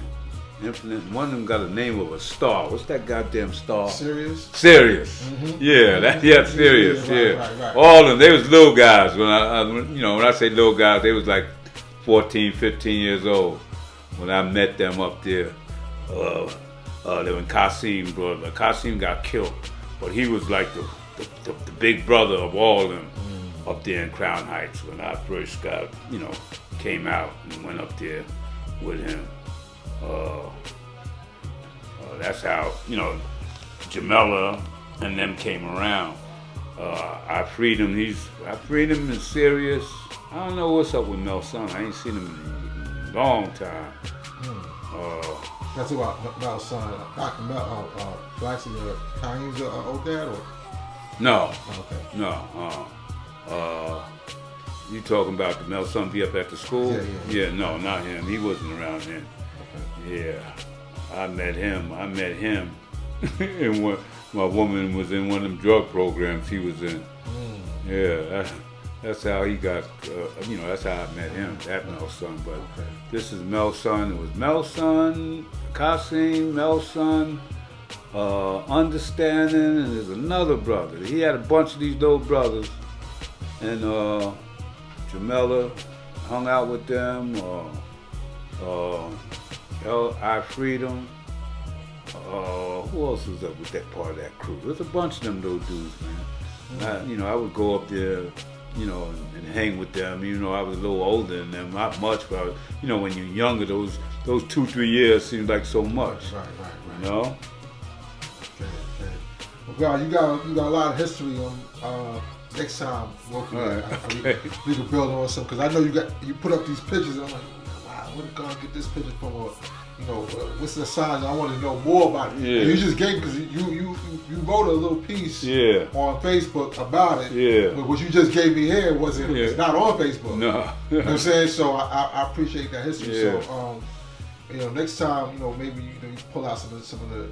Well, I got a box full, man. I got some archives right there. Yeah. For I'm real, definitely want to. You can do that. I have no problem with that at all, God. Okay, peace. God. I appreciate that, God. I mean, anything else you want to add on before we sign off? I appreciate you, God. I appreciate what you're doing.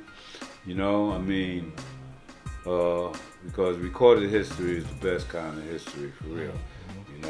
You, the brother Black Sea, Rasheen. You got plenty of archives, man. Of course, the Brown Seed, Rasheen. I got a lot of his stuff because I was helping him put it together. Okay. Because he would do the filming and then bring it to me. I would put it on DVDs and stuff like that. So you do have a lot of his stuff, because I know when he returned, the question was, where's his archives at? Well, yeah, I got some of his stuff when me and him was cool. I mean, we was cool in the end, but then something happened. Yeah, But you have something, though. Yeah, Okay. I got because we started the archive project together, him and I. Okay. And then I turned it into the Light of the Sun magazine publication. Okay. Well, yeah, I got quite a bit. In fact, I just got it back from the DVDs we made from the one that, what's his name? Goddamn. Malachi. Yeah, I just got, which he has some great stuff. Right. Malachi got some great stuff because, he was employed with Amsterdam News. Yes. And he's got a lot of archives. He sent me some of his stuff. I was impressed. I told him, I said, God damn, you don't even look like you got this kind of stuff. For real. Right. I mean, like I said, I want to build you. I'm impressed by your writing. Okay. I do the analysis of your writing and whatnot. So maybe we could kind of translate that to something else. Hey, that'd be great, God. I would love to do something like that with you. That, and then as well as the archives you have. Yeah. I mean, you're a library. You're a walking library.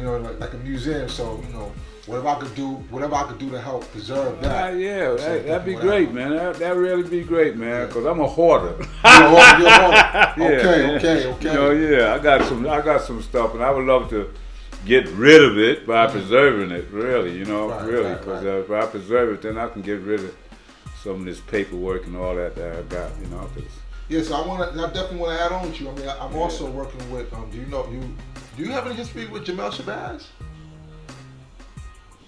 Jamel Shabazz is the photographer. He said he was from Fort Greene. Yeah. I think he got knowledge in God power. Oh yeah. He's a nation photographer. Oh yeah. And he's got Jamel Shabazz. Yeah, I send you some of the stuff on Facebook. Okay. He's always on Facebook. Oh yeah. I see the name on Facebook. I see the name. He has a lot of books. He has a book that just came out called A Time Before Crack. Oh yeah. He does books like that. He has a book called Back in the Day. A couple of his books is in a law school. Oh yeah. He has an exhibit in the Bronx Museum. He's always doing music. He does a lot of big things. Yeah. Wow. I didn't know that. I didn't know. I didn't. He always does it in the name of Allah. As a 5%er. Yeah. You know what I'm saying? Okay. So I'll put you in tune with him. But your degree is God's culture. God culture. Okay, so you are 12 years older than him because he's quality wisdom. Okay, yeah. See, a lot of them, when I went abroad, when I say abroad, I left out of here in 73, went to California, and did some business with Nicky Barnes. And and got the hell out of here. That's when me and Nas God got hooked up out there. Yeah. But when I came back, then I lived 9 years in Alabama, Tuskegee, Alabama. Did 9 years down there. Okay. And when I came back, there was many more 5%ers than when I left, especially from here, Right. Unfortunately, at the time, though, right across this bridge here, the 5%ers that was here, they had the first crack house right across 107. When I came back, I would see a line. So 5%ers had a crack house. Yeah, right there. They was. That's how you dig out in Queens, the Supreme Team, 50 Cent, all them dudes. Right. I don't mean 50 Cent, the singer, the rapper, the original 50 Cent. Yeah. Right. I forget what is it, Shamik or something. He had a 5% name. Okay. Him and I, he was a little younger than me, and him and I didn't see eye to eye because he had my son with him, CLR, my third son. He come up underneath 50 Cent, so he adopted as a father. He would tell people that was his son, not my son. But they took the crack from here to Queens, and then made it that Supreme Team and all that shit and all that. Right. It came out of that job, man. That whole drug gang came, all that started from 107. In fact, they just buried, just last week, they had Soul's funeral. And Soul, Lottie, all those, at least they have 5% names. What was the other one? I was just working with him not too long ago, man. Magnetic. Well, is it because I was building with Jamel Shabazz, I was telling about he mentioned somebody named Supreme Magnetic. Yeah. That was from over here, and that's how it got to Queens. Yeah. Over there, like that. Right, whole, exactly. Wow. Yeah. So this is the Supreme Magnetic, same magnetic. Yeah. Okay. They took it from there out to Queens and established the Supreme Team. And then the Supreme Team somehow made its way to Philly, because there was another Philly Supreme Team, and a lot of them, in fact, Lord Kaleem, not to be confused with G. Kaleem, but Lord Kaleem, he just come home after doing big time from that same type stuff, from that same era. Okay. That big Pappy Mason and all them dudes, big Fat Cat. Right. All that same thing with that brother from Red Hook who kidnapped Fat Cat's daughter and all that kind of job. Right. It all started from right there, 107, with them 5%. I came there because, like I said, the line would be across the bridge here. And I didn't know. I thought they giving out cheese or food or something. You know, the line was so long, and then, you know. So I got on that sucker. They looked through the people and they seen it was me. They opened the door. I took these, and I didn't know none of them. You know, because they was all much younger. Like you said, he was 12 years younger than me. Right. So they didn't come up in the era that I came up with. But now they was all, even my man, he was in part of them. Big Lord Jamel. Yes, You know, yeah. All of them. They was kids when I left here. When I came back, they was 5%. You know, and it was at a different level then too, because that's when they would start talking about God body and different things like that. The language kind of switched up and shit, you know, and you know, it was just a different generation of 5%ers when it got to that point. Mostly, you know, it was mostly more gangster like than anybody in the street. And this is the God ciphers now, right? Yeah, God cipher into the 80s. Okay. Cause I left in God's understanding, came back in God's equality first, and then I went down to Alabama State and came back in Bill Power, and it was a brand new ball game. You know, it was a brand new ball game. And then when it got into cyberspace with Wakil. That's another name. Yeah, a notorious name. Yeah, when Wakil came with his book, that's what started our book really. The book, the True History of Allah and His 5%ers. To counter that. Well, yeah, to counter that. I mean, God Supreme had read it while he was in prison, and he's seen, you know, all the mistakes in it. I was appalled by it because he had put me in there, and I had never met him, and he had just took a tape that was recorded from by Rasheen. Right, I remember you telling me about that. Yeah, you know, and so I mean, that started. God Supreme and I took a walk from Medina Parliament. He was going with me to pick up my book, and that's when we come up with the idea to write this book.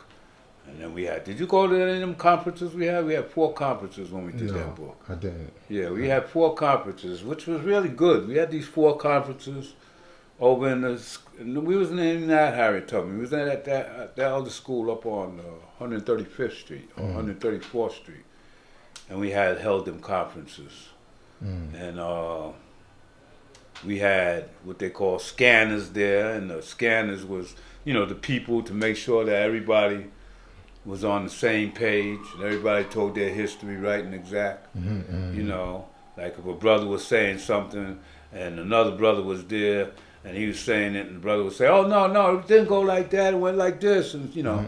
So we had like that balance, the checks and balance thing when we did that, you know. Okay. And I see even in Utopia's funeral service, the paper they got out, I wrote that. You know, when I was reading it, I said I wrote that, and that's when I realized it came from the book. You know, they did that to that brother Ali too. That they took the book to use as his obituary at his funeral. But yeah, that book was a real good project, but it didn't finish good at all. It really didn't. No. Didn't finish good at all, because if you read the book, you'll see some of those chapters is like leaves you hanging because he didn't get all the information. I got every word back there because I was the one that translated and transcribed and you know all that job, and then at the very end, I was a crook. No, they called you a crook. Yeah, not they, but one particular brother, same brother. It's a crazy thing, man. And you know, I don't mind this being on tape too, because it's bothersome because the same brother that accused me back then, he wound up doing the same thing to me because to this day, right, he's been getting the royalties from my book, my personal book, right, the book I wrote about my brother, which led to that book, see, because it was my publisher. right? And I had a discount for a second book, so I gave the discount to us, with the publisher, to do the book. So both books was together, right? Before Umala died, Umala promised me that they was going to separate it, and I would get my royalties, and the nation gets theirs, But then Umala died. Taki was already dead, and everybody was dead except for this brother and God Supreme. I just spoke to God Supreme about it a couple of weeks ago, and he talked to the brother, and he said that he's gonna look into it. This is 6 years you've been taking my money. 6 years, and then when you see me at the Parliaments, you act like I'm the invisible man. Like I can't, no peace, no nothing. I had told him that shit. I said, "What? I'm the invisible man?" I said, "You stealing from me, and you can't even say peace to me because you stealing from me." But he don't respond to you. No, he don't respond. He don't respond at all, and it's a hurtful thing because of the fact that he says he's a 5%er. I would have felt much better if it was an 85%er, And then like Jackie and them, they asked me. They said, "Look, we don't want no job. Just step back, CLR. Like that, just step back." So, and I did, And like I said, this brother turned around, and the same thing he was accusing me of, he's actually doing to me now. And it's embarrassing because, like I said, my family say, "Oh, what happened to the money for your book?" He's getting it. I say he's getting it. Wow. And he, and he sees me, and then my man, Rashim, he calls me up one day, not thinking about it. I was at that brother's house. That brother's house, he's living good. He's got this, he got that, he got so. Ponytail Rasheen said this. Oh yeah. He's telling me he's got that. I said, "No shit. Did you ask him anything about me? Did you ask him about where's my money so I can live good?" Wow. Because the thing is, with that book and all that it went into, see, it was supposed to be for the nation. That if anybody that needed some money for a funeral or whatever they may have needed from, that's what the funds from the book was supposed to be for. This is what God Supreme wanted because it came from his mind. It was his idea, and this is what he wanted. We gave some money to a Beaker's funeral from the book proceeds, but now that Jakia's gone, Umala's gone, God Supreme don't stay on top of it. He's the sole guy that's over it. And nobody knows. He changed everything. See, I had set up, and didn't even put my name on it, but I set up an account with Chase Bank with him, Jackie, and Umala. Those are the three names on it. I still got the paperwork back there. Those are the three names on it. And it was the Nation of God and Earth. That was the name of the account. That's where all the proceeds from the money was supposed to go to him. He changed everything to his name. So everything goes to him. Understanding Sowerby. I didn't know it. I used to get mail here because, mind you, again, I set everything up. So the mail used to come to me, but I didn't know who the hell Understanding Sowerby was. I was throwing the shit in the garbage, junk mail, until you realized. I realized. I opened one of them up and it was a check. Oh, wow. I still got the check. And it wasn't a check for a whole lot of money. It wasn't even $100. Right. Well, it was a check, though. It was a check, but it wasn't written to the Nation of God and Earth. It was written to him. So when I told them about it, this is when he tells them, CLR's a liar. CLR's a fucking liar. CLR's the devil. And I got that. I got the text that he said that about me to, just because I told them that the book was out, the book was being sold, and there's money. Where's the money? And that was all I got. Nobody ever looked any further into it. If you see him at the Parliament, he may come to the Parliament, he got a box of books he be selling at the Parliament. But again, that's where our lack of organization comes in. Because we leave these things hanging. Nobody's on top of what brothers doing that's supposed to be nation's business, you know. And see, when I spoke about it, that's the kind of response I got from his little crew, Amar, a few other brothers, you know. I don't know what I'm talking about, you know. But I'm glad I'm getting this on tape. Wow. Real. Many layers to our nation, you know. There is, you know. It is. There's many layers. That ain't no job, you know. If Mecca did this.